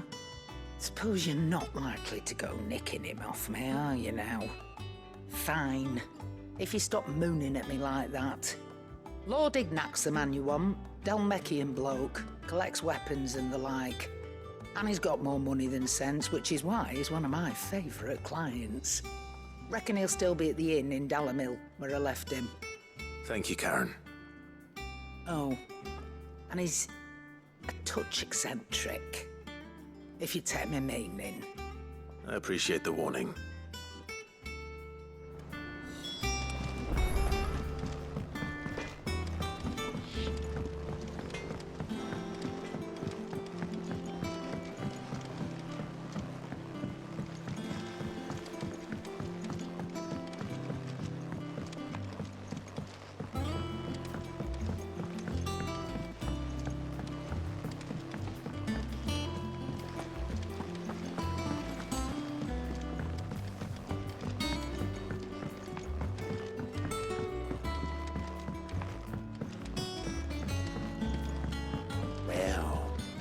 That's it then.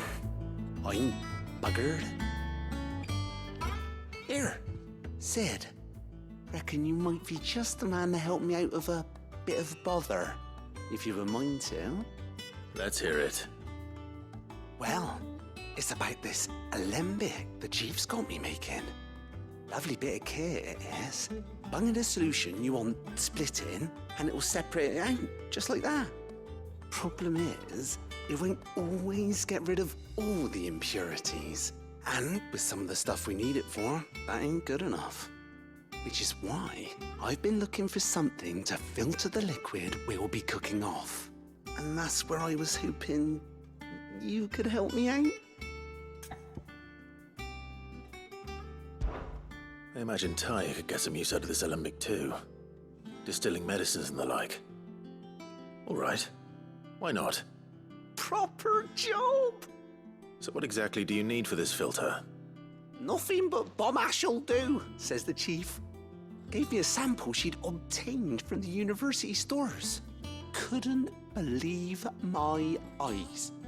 You pour the blackest blight water through it, and it comes out clear as a mountain stream.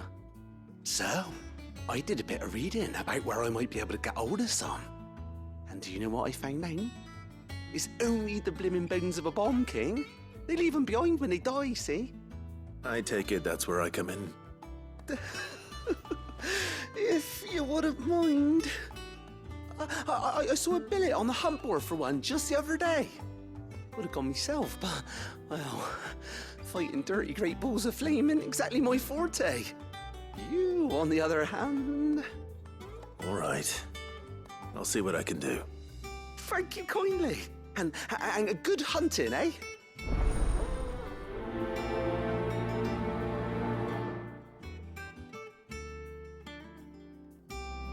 I've tried to find a supplier for this stuff, but it's rare as Chocobo's teeth. Either someone brings down a bomb king and picks up the ash, or... I don't know. We wait for one to snuff it of old age.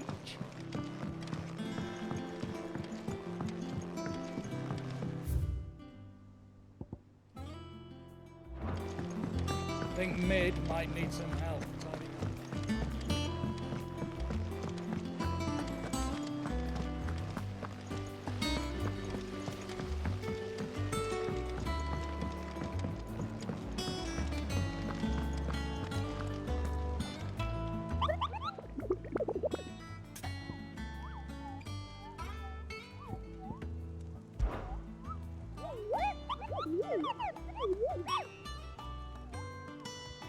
You mean the Iron Kingdom?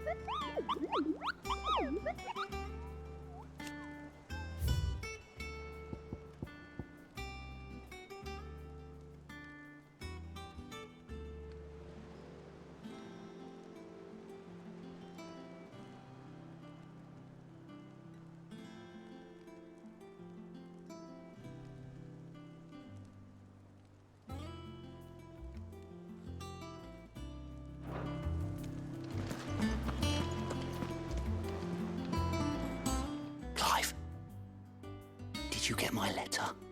That's why I'm here. Shh. Otto might be listening. Is this better? A little. Listen, I've some bad news. It turns out the Hideaway may be slightly behind in its payment to certain lenders, and it's maybe my fault. But I swear to the goddess, I thought I had the numbers square. Sadly, that square turned out to be more of a circle. Zero, you might say. I can straighten it out, I swear, but it's gonna take some time, and I'm gonna need help keeping it from Otto. Bit late for that, I'd say. There you are! What a surprise! So let me get this straight. You forget to pay our lenders what they're due, and instead of coming straight to me, you get Clive to come to you. And I hope he'll dig you out of the hole you've dug for yourself. Clive, the man in charge of the place you've been cheerfully trying to bankrupt. And you thought this was a cunning plan. Why? Well, who needs paying? Oh, just Martha. And the dame. And, well, Lady Karen. But only 500 talents. We owe 3 of our most trusted friends 5 million gil. Each. 5 million each. They lent us the bulk of the money we used to rebuild the Hideaway, you see, and, well, I must have made some sort of oversight. Those ledgers were my responsibility, and it was my decision to entrust them to you. This is my fault. Do we have that much to hand? I can always ask my uncle. No, we don't. And no, you won't. We've lightened Lord Rosfield's purse enough. After the king's ransom we had off him, he deserves better than to see our begging bowl. Besides, we'll need to learn to stand on our own if we're gonna make this work. All right. But that doesn't mean you have to shoulder the burden yourself. Is there anything I can do to help? There might be. How'd you fancy taking these to Martha and the dame? Rocks. Rocks, he says. Worth 1,000 talents apiece, these are. A little something Sid and I set aside for when times got lean. And I reckon 15 million in overdue debt probably qualifies. I just hope our associates' eyes are a bit more discerning than yours. I'm sure there will be. Should be me making the rounds, really. But you know how it is with this place. Orders to bark, arses to wipe, and all that. I know. Which is why I don't mind going in your place. Go. Do you know why I only gave Master Clive here 2 star rubies? Because you'd rather Lady Karen killed me. Because I'd rather Lady Karen killed you. Yes. Well, I suppose this is goodbye then. Don't worry. I'm sure Karen will understand. Really? Do you think so? No, I don't.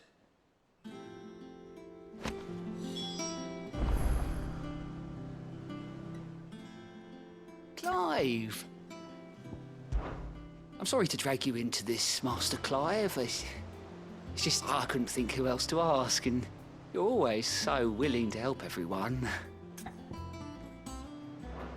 You off then?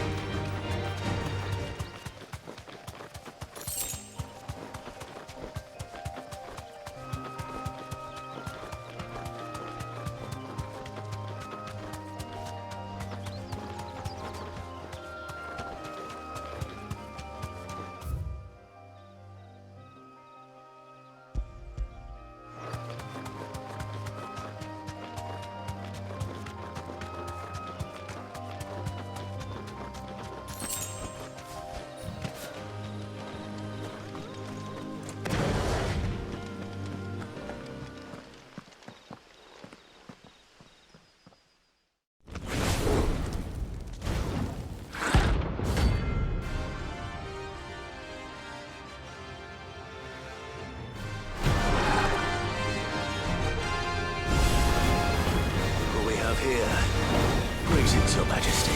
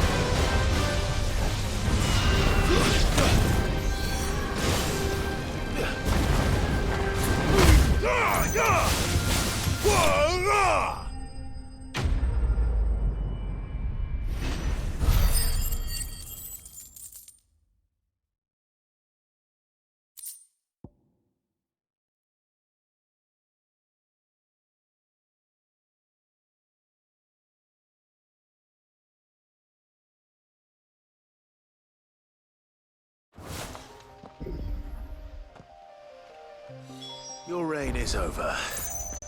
Now to collect the ash. I should... This looks like the stuff. Let's see if there's any more.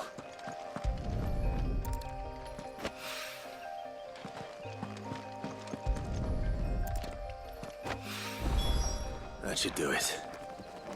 If the wine needs more than this, he can fetch it himself.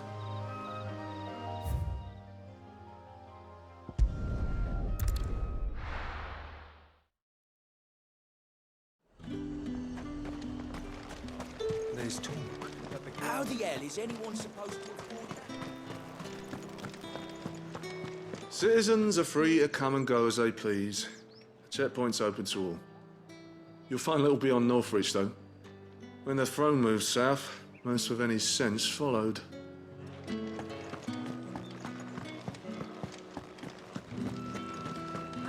Did you hear? The gates to heaven. I want to see you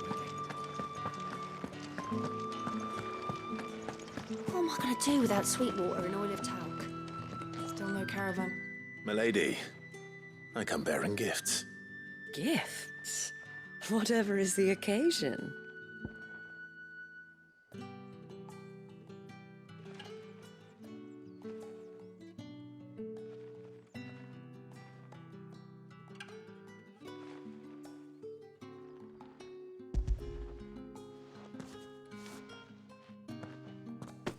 Oh my. Clive, you really have outdone yourself. Otto asked me to give it to you. To settle the Hideaway's debt with the Veil. And to compensate you for the time it took us to do so. You disappoint me, Clive. I thought you might finally be warming to me. Tell Otto he can keep his baubles. I tried to tell him as much the first time around. The man owes me nothing, nor does the Hideaway. My contribution to the restoration effort was made freely and willingly. It was the least I could do. You once told me Sid did you a kindness. I'd like to do the same. Please, accept it. For my sake. And for Otto's. For all of us. For all you've done. It is rather fetching, isn't it? Very well. Otto is lucky to have you, Clive. I doubt anything could ever replace his son. But you and the others at the Hideaway are the closest thing he has to family. Otto had a son. Long ago, yes. Sid told me Otto lost him when he was just a boy, and blamed himself for not being able to stop it. I don't know how it happened, whether there was anything he could have done, but it was clear that it weighed heavily on him. I didn't know. How could you have? I doubt anyone did. Besides Sid, I've never met a man more keen to bear his sorrows in stoic silence. An ill habit, given that both have always been surrounded by friends desperate to help them. I'm beginning to see that.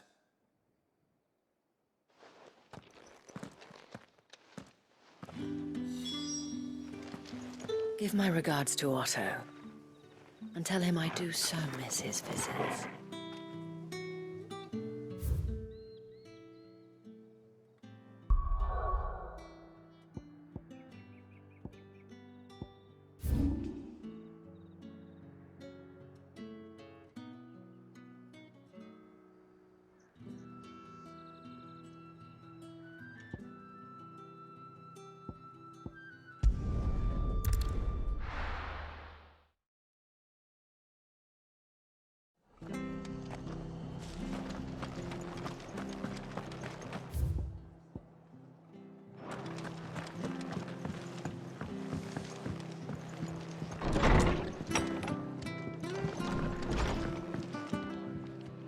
Clive, we weren't expecting you. I wasn't expecting to be here, but it seems we still owe you a considerable amount of coin for your help with our rebuilding efforts. And though I doubt it's what you were expecting, we were hoping you'd take this as payment.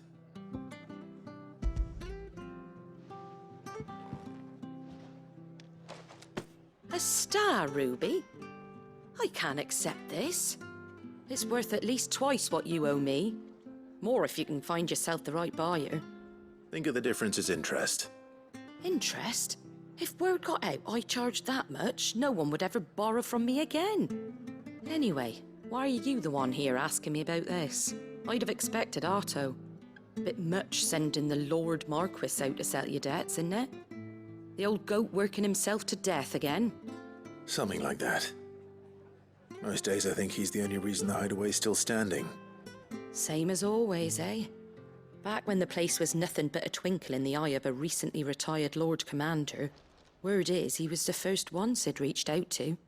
Probably knew that without his strong arm and level head, the idea would never get off the ground. Sid may have been the face of the Hideaway, but Otto's always been the backbone.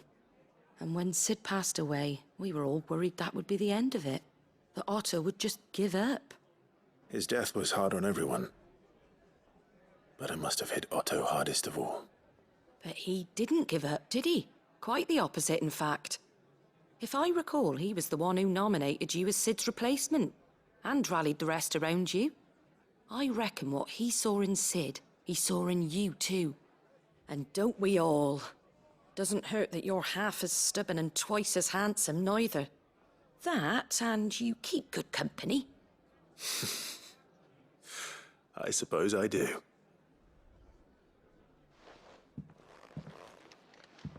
Goat will want to know the stones were delivered, if he's still with us. Suppose now I have to find someone who can actually afford a star ruby.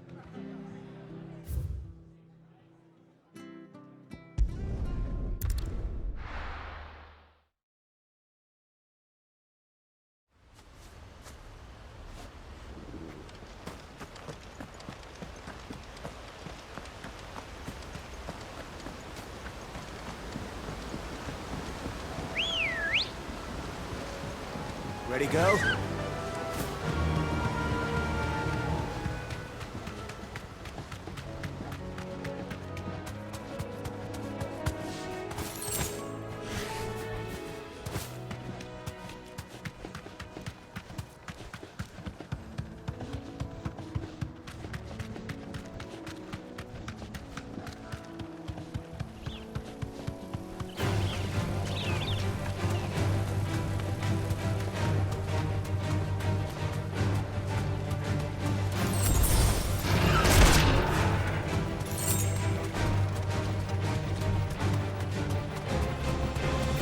Certainly quiet. If I were a giant antelope, it would seem like just the place.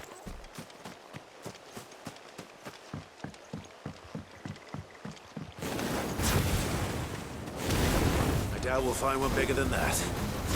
Hungry, Torgal?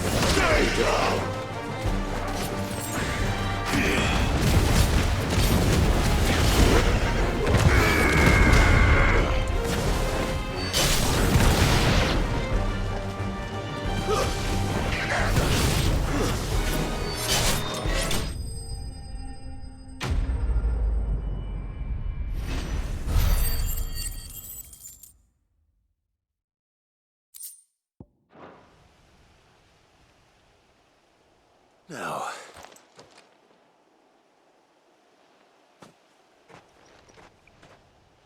will it be enough, I wonder?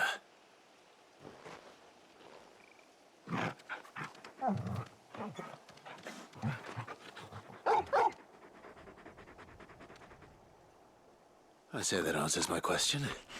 Which means we owe the lawsman our thanks. You're just a big puppy, aren't you? A very big puppy.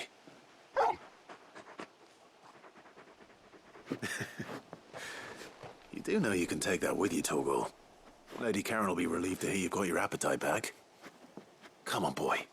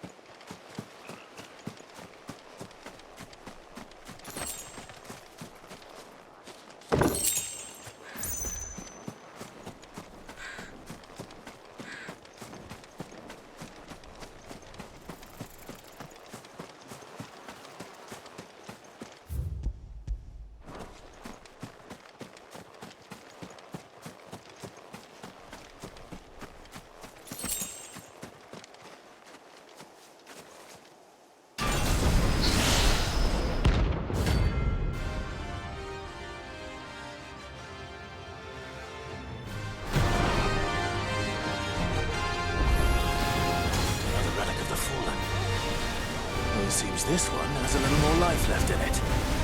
All right, then. Waken winds!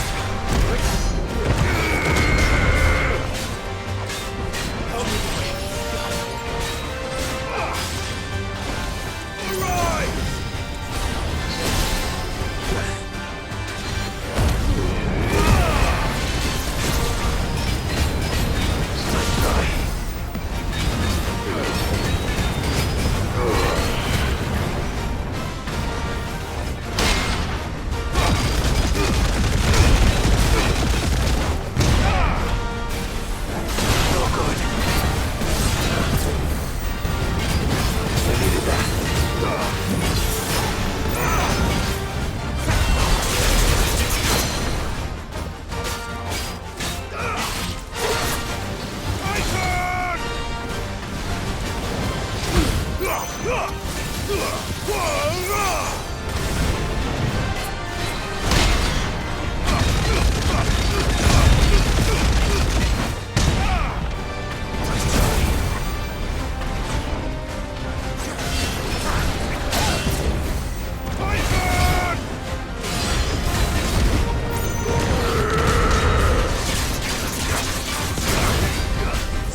done.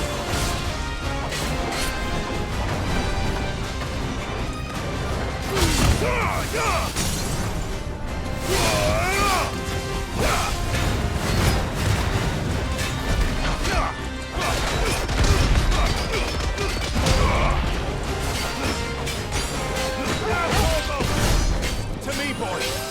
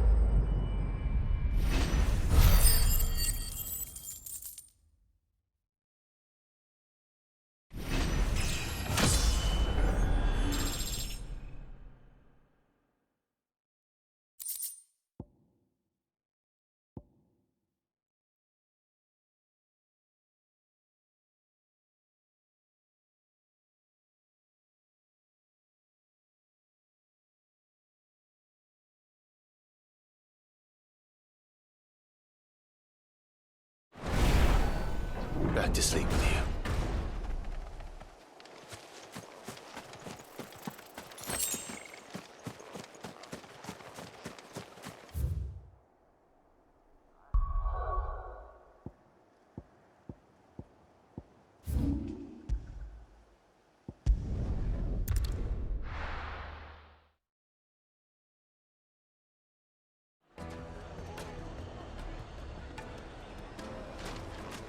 People take notice of wealthy men. Shouldn't be too hard to track down Karen's collector. Gone. Back again, are you? Any more trouble and you'll be barred for life, however deep your friend's pockets might be. We don't know for sure. It could have just been a tremor. Yeah. You. Listen. I've got this theory. The fallen. I don't think they all fell. Some of them are still living among us. You could be one of them. I could be one of them.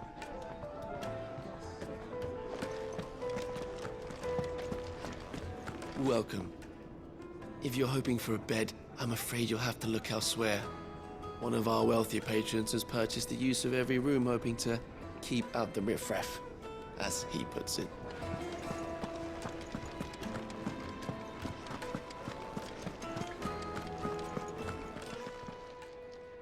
My reputation will be ruined! Ruined! Calm yourself, Lord Ignac, I beg of you, before you do yourself a mischief. Pardon the intrusion, but... Out! Get out! I paid for these rooms so I wouldn't be disturbed. Leave me be! Please, allow me to apologize. His lordship is going through a difficult time, and he's never been fond of guests arriving unannounced. Radim! Get rid of the filthy oaf this instant! Very good, Lord Ignac. Would you mind stepping outside for a moment?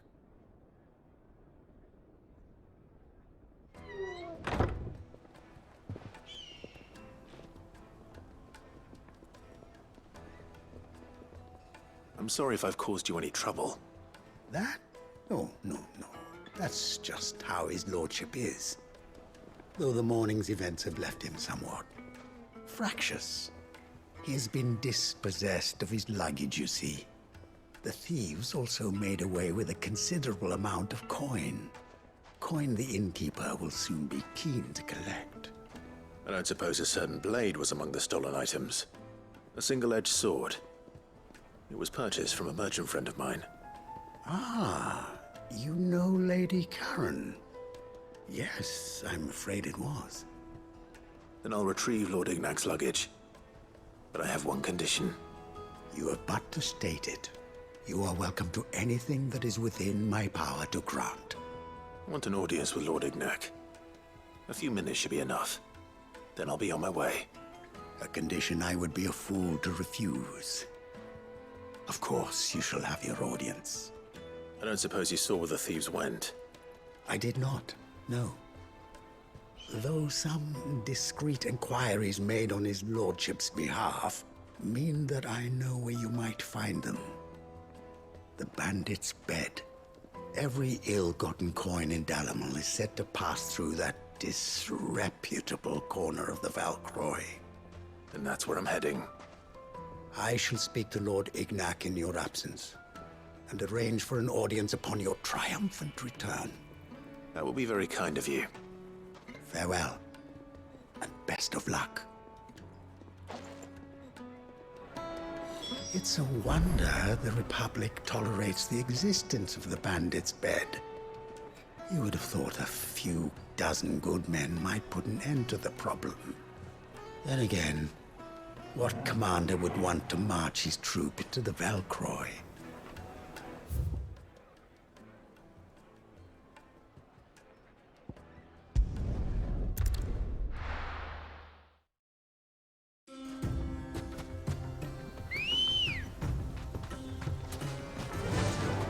Faster!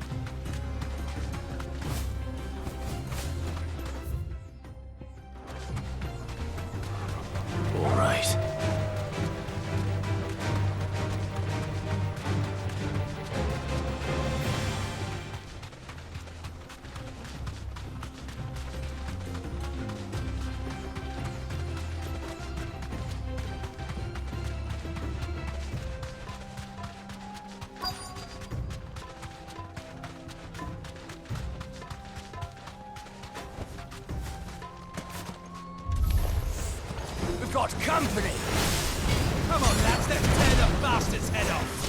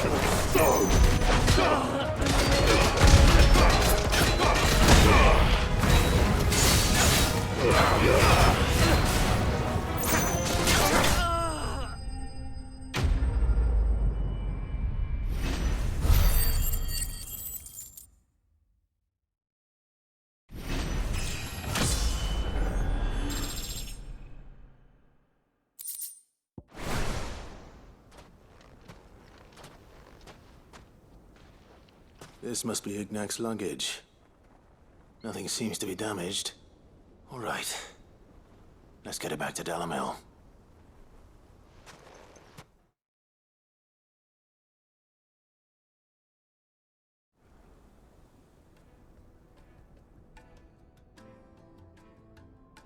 I hear I have you to thank for the return of my effects. What shall I call you, my good man? Wyvern. Glad to make your acquaintance.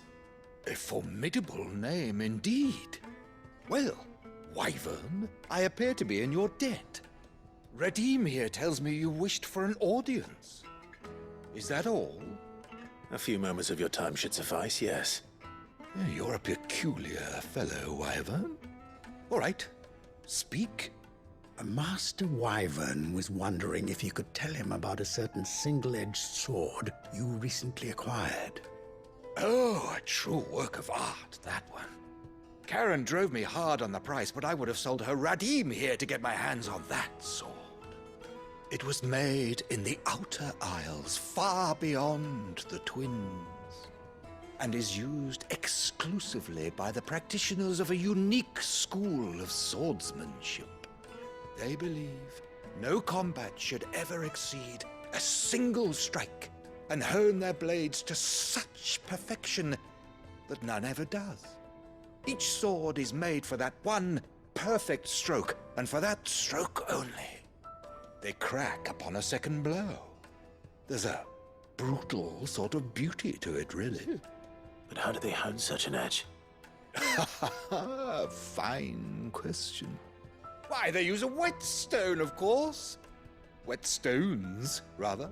A whole array of them, ranging from the coarse to the fine. 10,000 licks with the sharpening stone, then 10,000 more.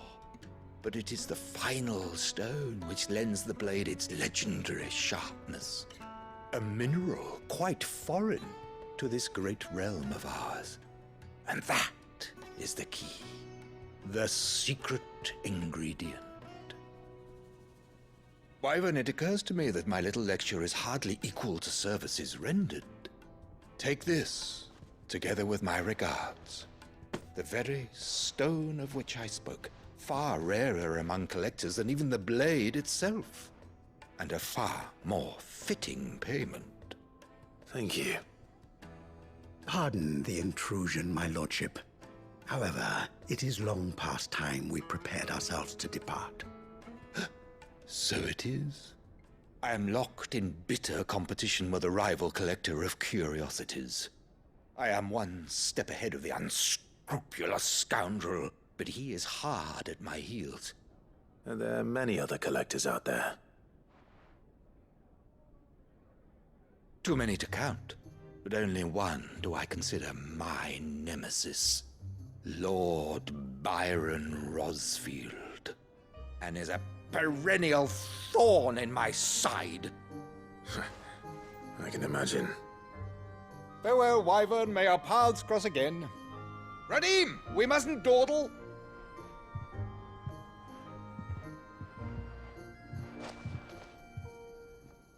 I think his lordship is rather taken with you, Master Wyvern. Thank you again for your assistance. Coming, my lordship. I'll be right there.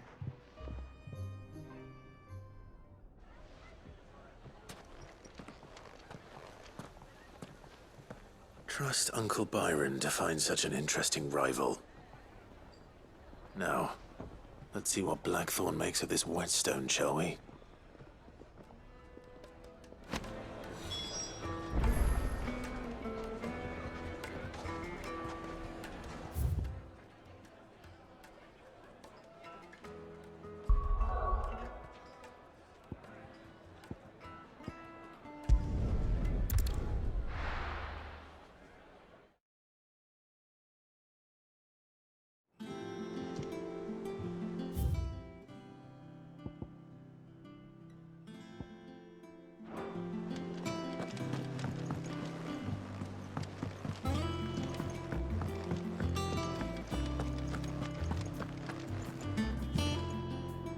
I noticed you and Torgal had gone off somewhere.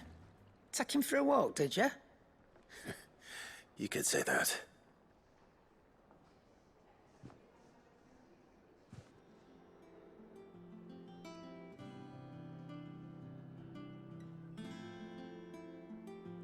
So, Molly's leftovers weren't good enough, eh? That'll teach me for treating you like you're still a pup. All right, no need to shout. Now we know what you're after, I can see about getting some in. Speaking of which, I brought one for later. Can I leave it with you?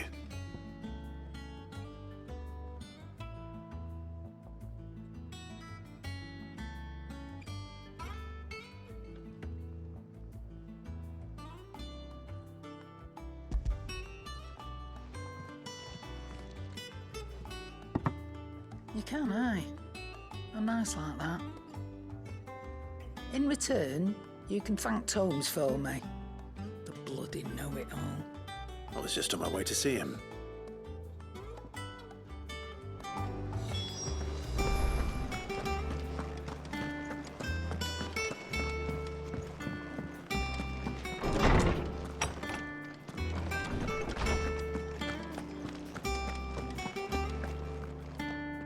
Ah, Clive. Were you able to locate your quarry? We were indeed, Lawsman. You pointed us in exactly the right direction. And Torgal's been a very happy hound ever since. Very good, very good. Lady Karen sends her thanks, by the way, for your part in solving the mystery. Ah. But that reminds me. After your last visit, I found myself pondering Torgal's talents. Do you recall our conversation concerning Lady Jill's role in Torgal's transformation? About how she somehow woke the power within him. Precisely that. A reasonable conclusion, I thought, but one which raised certain questions in my mind. You see, the Fenrir of legend served Shiva and Shiva alone. And while the powers attributed to him are certainly impressive, the records imply they are somewhat different in nature to those you described Torgal as having used. What are you suggesting? That Torgal may be the beneficiary of more than one icon's power. Consider that in addition to Lady Jill, he has served as a loyal companion to you, your brother, and even the late Cid. In short, the icons hitherto near at hand, or should I say at paw, have been diverse and plenty, and that number has only grown as the realm's dominance have fallen to your sword. One can but speculate as to how all of this has affected Torgal. He has seemed more fierce of late. And if I am not mistaken, he will grow fiercer still. We are fortunate indeed to be able to count him amongst our allies and not our adversaries. Oh, he's more than an ally. He's a friend.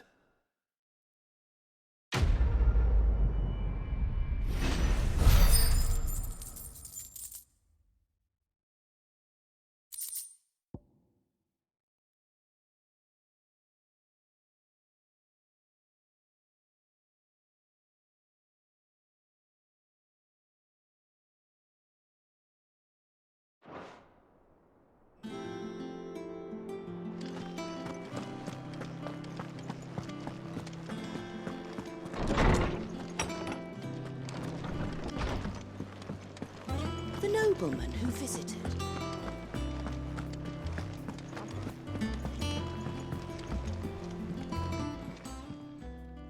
Sorry for the wait, but hopefully he'll agree it was worth it. You learned something about that sword, then? I did better than that.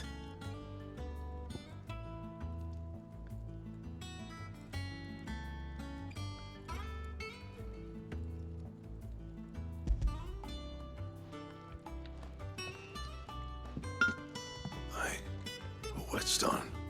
Yes. But not one you'll find anywhere in Valisthea.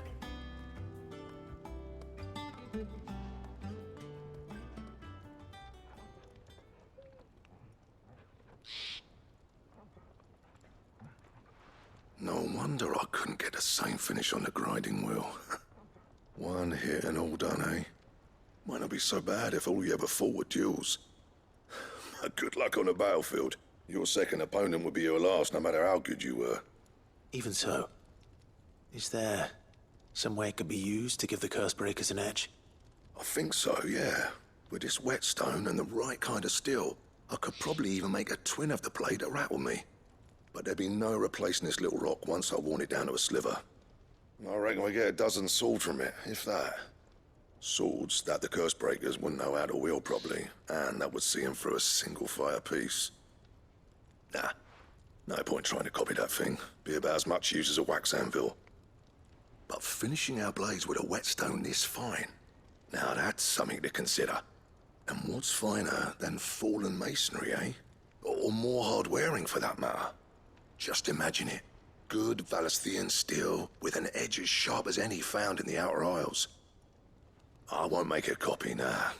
I'll make something much better. I'm sure the curse breakers will be delighted. Just don't push yourself too hard. Don't you worry about me, sunshine. I've been working day and night since I was half your age, and I'll still be here when you're long gone. Hey, thanks, Clive. I mean it. I owe you one, August too. It's good to know someone's looking out for me. He'll be happy to hear you said that. And I'll see that my debt to you's paid. First new blade I make's got your name on it. You come and find me when you've got the materials. All right. I will.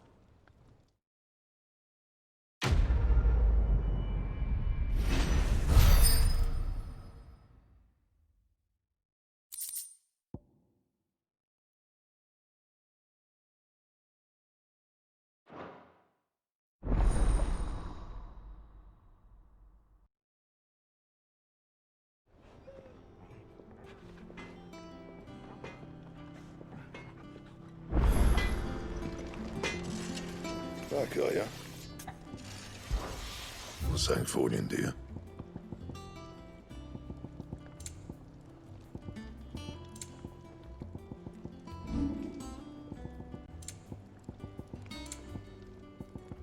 And?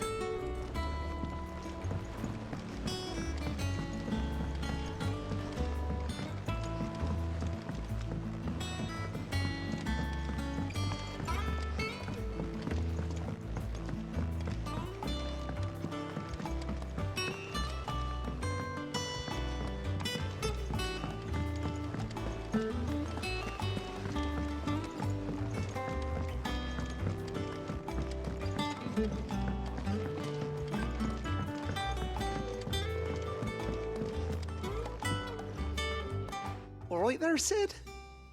How's that hunt for the bomb ash going? I have it here.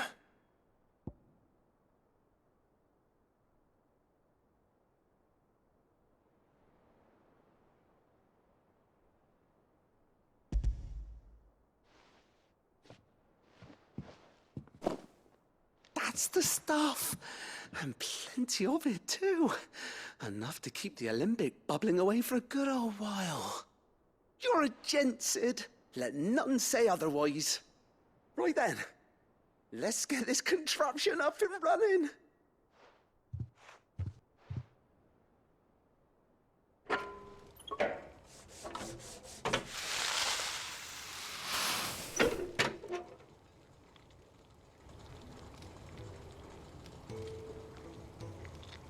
There we have it. The Telemon Alembic. And it works just like the chief said it would. Very impressive. Says the man who cut down a burning boulder. Speaking of which, I still haven't returned the favor. There's no need. The good it will do for the Hideaway is reward enough. Don't be silly. Why don't you let me take a look at that bag of yours? The one you keep your potions in. Reckon I could work some magic on that, huh? What kind of magic? Well, we happen to have isolated a substance in our test run of the Alembic that I reckon will make even the toughest leather supple as anything. Thought we might use it to breathe new life into old boots and the like. Save the Hideaway a few gil. But I reckon if we slap a bit on your bag, it'll loosen it up enough for you to squeeze in a bottle or two more. Well, it can't hurt to try, I suppose. That's the spirit. Leave it with me. I'll only be a mo.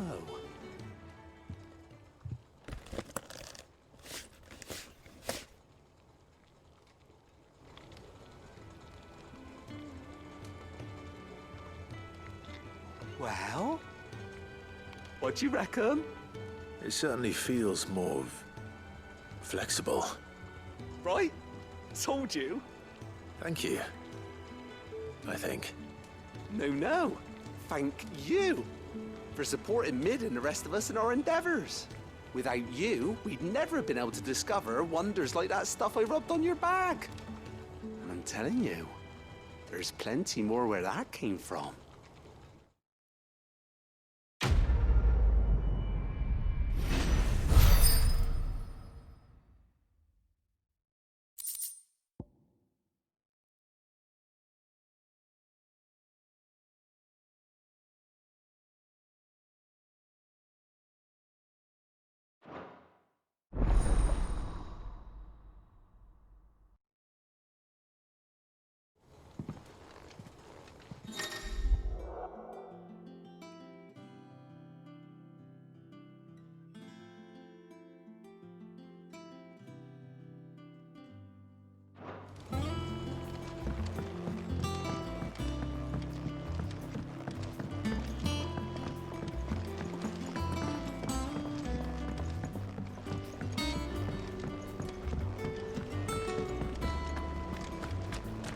Lovely breeze, isn't it? I hear you've been busy making friends, Sid. Your predecessor had the same idea. Why, he even extended the hand of friendship to me. Not once, but twice. Catch your death, sleeping out.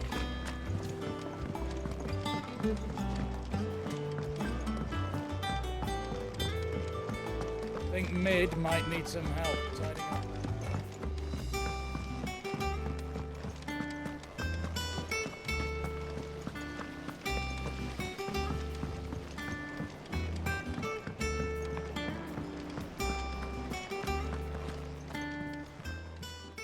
How may I help you today, Clive? Your benefactors are a generous lot.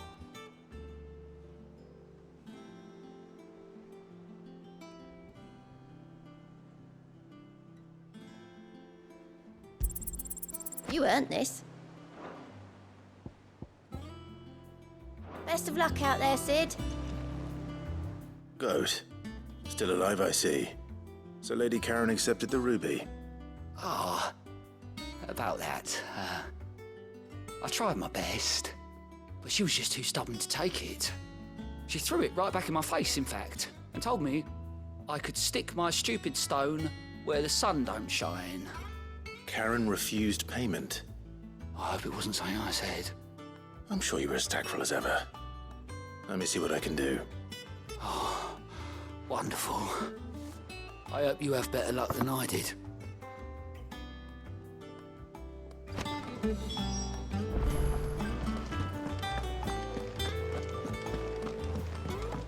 Mid told me she was building a ship.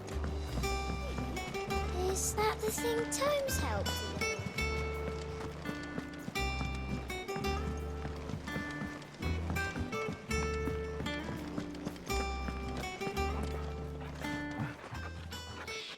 Lady Karen, Goad tells me you weren't happy with our offer. Would you prefer the debt was repaid in coin? What debt? I don't recall lending any of you lot me hard-earned gil. I may have tossed a talent or two in the Hideway's coffers, but those were donations, and you can hardly call it charity if you go asking for it back. Of course not. But one good turn deserves another. And our circumstances have changed. Surely you wouldn't shun the gratitude of a pauper who happened to have become a prince. Oh, so you're a prince now, are you? Fine. But I'm selling it and taking what I'm owed, then you're getting the rest whether you like it or not.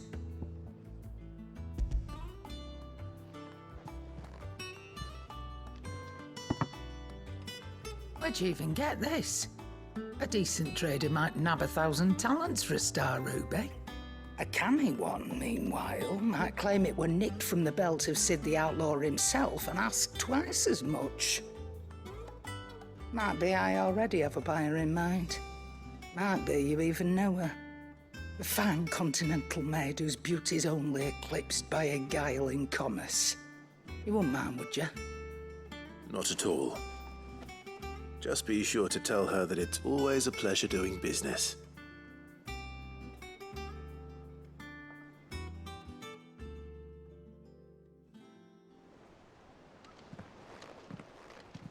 I hear you ended up delivering all 3 stones. Thanks to this lump. I sometimes wonder what I pay you for. Speaking of which, I still haven't been paid last month's wages. Oh, so you remember what's owed to you then? Get your ass behind that disc of yours and don't get up before those ledgers are square. Right away.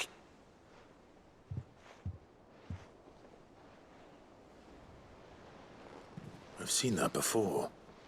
Yeah. Plenty of times. It was the only goblet Sid ever used. Either out of habit, or because the filthy sod couldn't be bothered to find a clean one. I knew so little about him. Like most people. Martha and the Dame both seem to have fond memories of him. I bet they do. How long did you know Sid before he... Before he died. 20 summers, give or take. Back in the day, I was a purser on a trade ship, which is where I met him. He bought passage to... I forget where. And having nothing better to do on the long nights, we set up drinking island rum till the morning bell dragged me back to my duties. Quit my post not long after that. On account of making a fine maiden's belly fat. But me and Sid stayed close, promising we'd one day sail the seas again. That was before fate stepped in and said she was having none of it. The magic woke inside my son soon after his first name day, and there was no hiding his knack. Couldn't you and your family have... My family were the ones who summoned the constable, wanted the monster taken away. I couldn't turn my back on him, forget what I felt, and I couldn't for the life of me understand how they could. Luckily, Sid was of the same mind as me. It was him who stood beside me when all I wanted was to tear the whole world down. Him who cried for me when I had no tears left of my own. Him who swore he'd do everything he could to stop it from happening again. And he was true to his word, too. Left the Royal Army once and for all. His ranks, his ribbons, gone. Just like that. Threw away everything he had. All to right a wrong that no one else had the courage to face. I knew then I'd follow that man to the ends of the earth.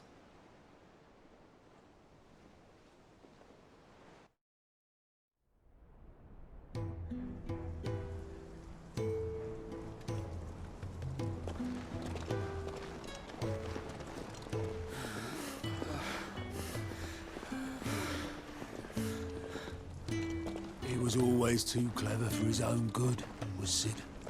Saw the world for what it really was, while the rest of us were content to go along with the lie we were shown.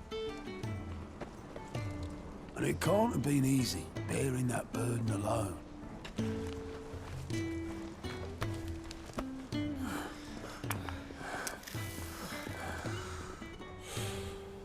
But he didn't let it stop him. He never lost faith in what he believed was right. And that gave us faith in him. Faith he'd steer us true. So I swore to myself that I'd always be right behind him, ready to catch the stubborn sod, if ever he should fall.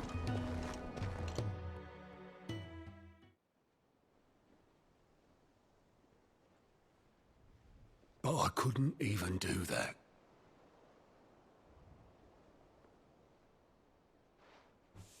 Ignore me. Just the ramblings of a tired old man.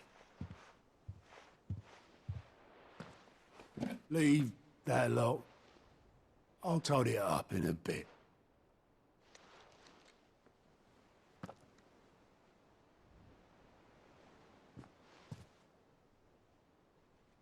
This is Sid's handwriting.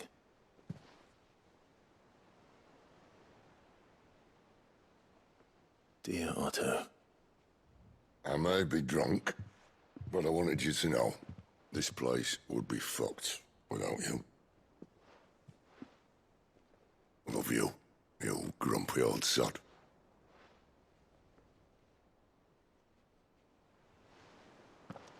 This note. Hmm? What about it? Sid was right. Without you, we'd all be lost.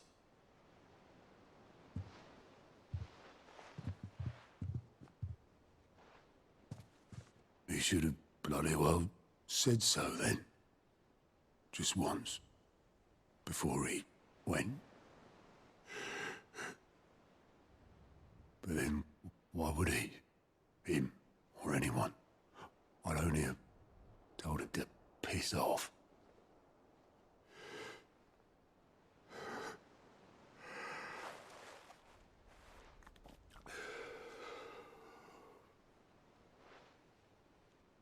You're wrong, though.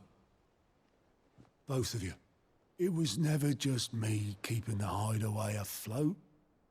It was all of us. I just shoved people in the right direction. I barely seem to be able to do that anymore.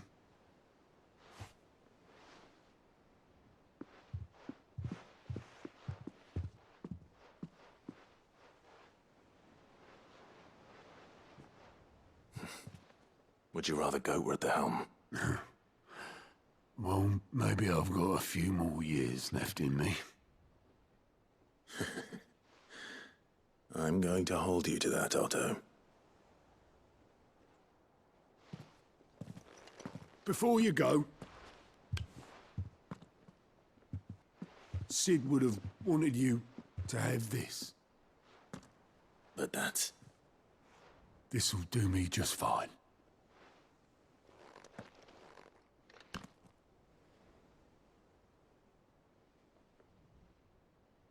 Thanks for the ray of sunshine. I'll see if I can't pay you back. Already have.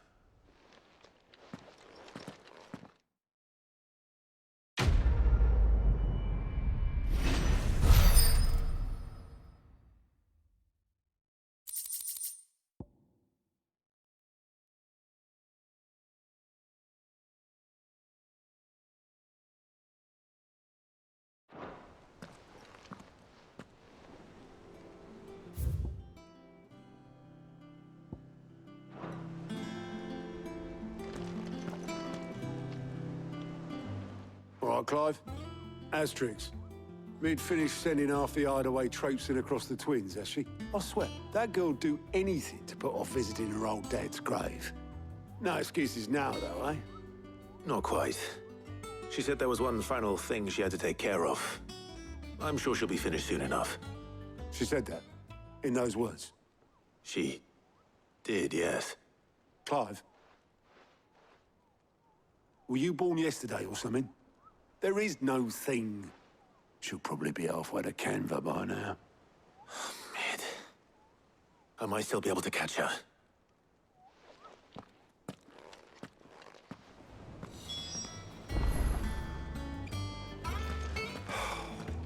She's got to visit her old man's grave sooner or later. Ned told me she was building a ship. Is that the thing Tomes helped with? Obolus, have you seen Mid? Yep. In a boat, going that way. Then I'm too late. You in a hurry and all, are you? Oh, I offered to take her across, but she wouldn't wait. Just paid for a dinghy and rowed off. Oars going like the clappers. Got some life in her, ain't she? But anyway, I was on my way up to see you, as it happens. Got a letter for you. Urgent, by the sound of it. One of your uncle's men said I was to hand it to you in person, post-bleeding haste. And you're here now. Thank you, Obolus. Don't mention it. What tidings, Uncle?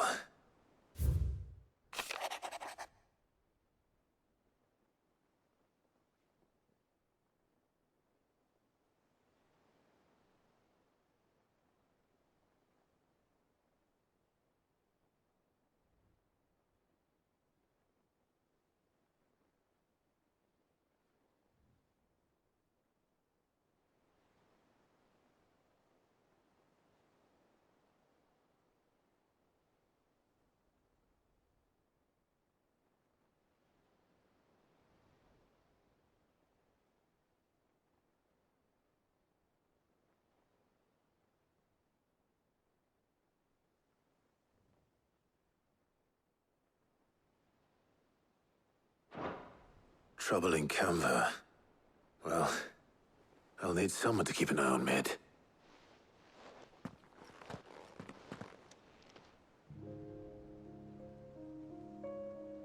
So what?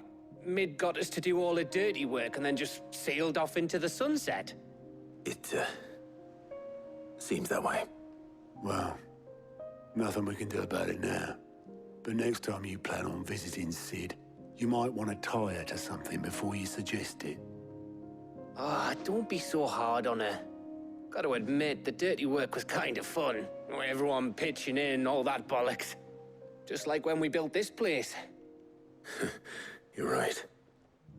Anyway, we all set to head to the old hideaway. I could do with getting to Canva pretty sharpish. Wouldn't do to keep Lord Rosfield of the Seven High Houses waiting now, would it? Not after he asked for me personally. Gav will be leaving with me. Will you mind the place while we're gone? You can count on me. Just be sure to give Sid and the others my regards. All right. Oh, by the way, Jill will be joining us too. She's got some things to take care of, but she'll meet us there. I hope she's telling the truth at least.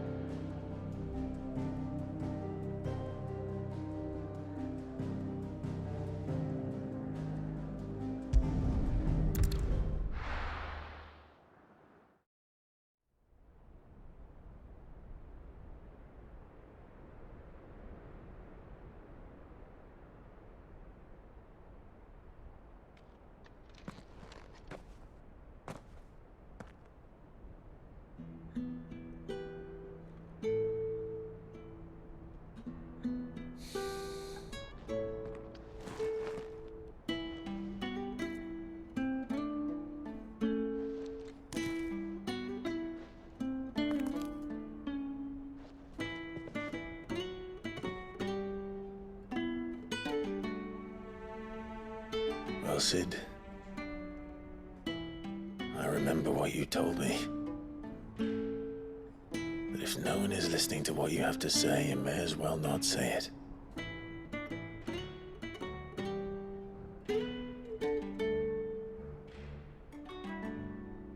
But I will say this, old friend. Hugo Kupka is gone. His shadow looms over us no longer. It's a pity the Phoenix can't be in two places at once. If he'd have been with us, maybe he could have done something for the lost. Not even the Phoenix can bring people back from the dead. Life has a beginning and an end. So we must live while we have the chance. And not as slaves to the crystals, but as free men. May we join you?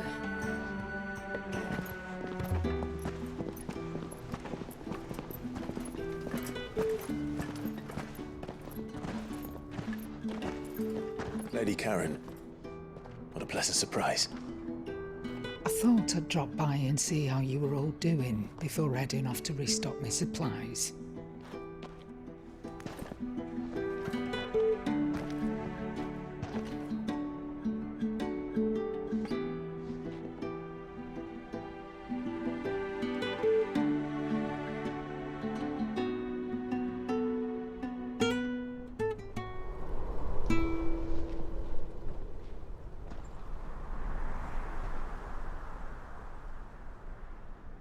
It wasn't the most scenic view back then, but it were never as bad as this. I know. The Blight marches on. And soon, there'll be no escaping sights like these.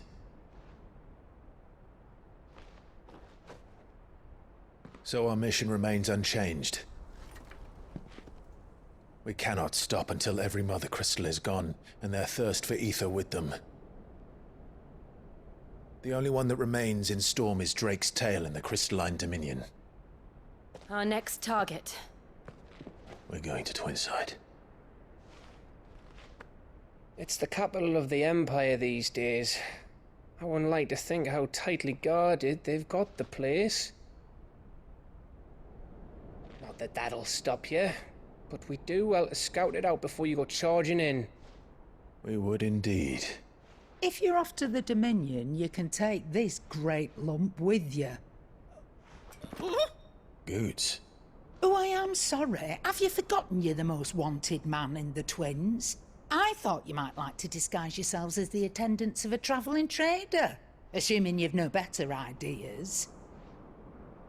You wanted to buy yourself some tools, didn't you? Well, now's your chance. You're letting me go with them? Oh, thanks, Nan. Stop that! You'll break me bones, you great galoot.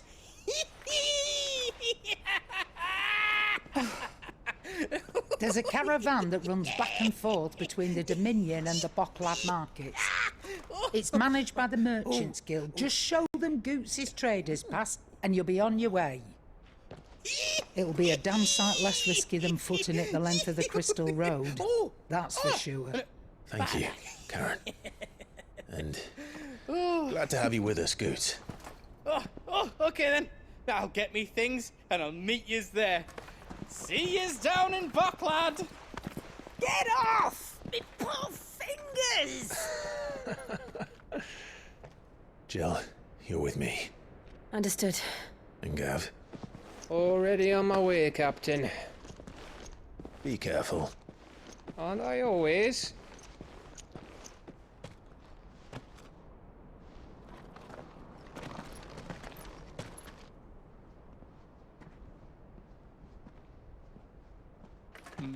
Do you see that, Sid? Your protege's making a proper little outlaw of himself.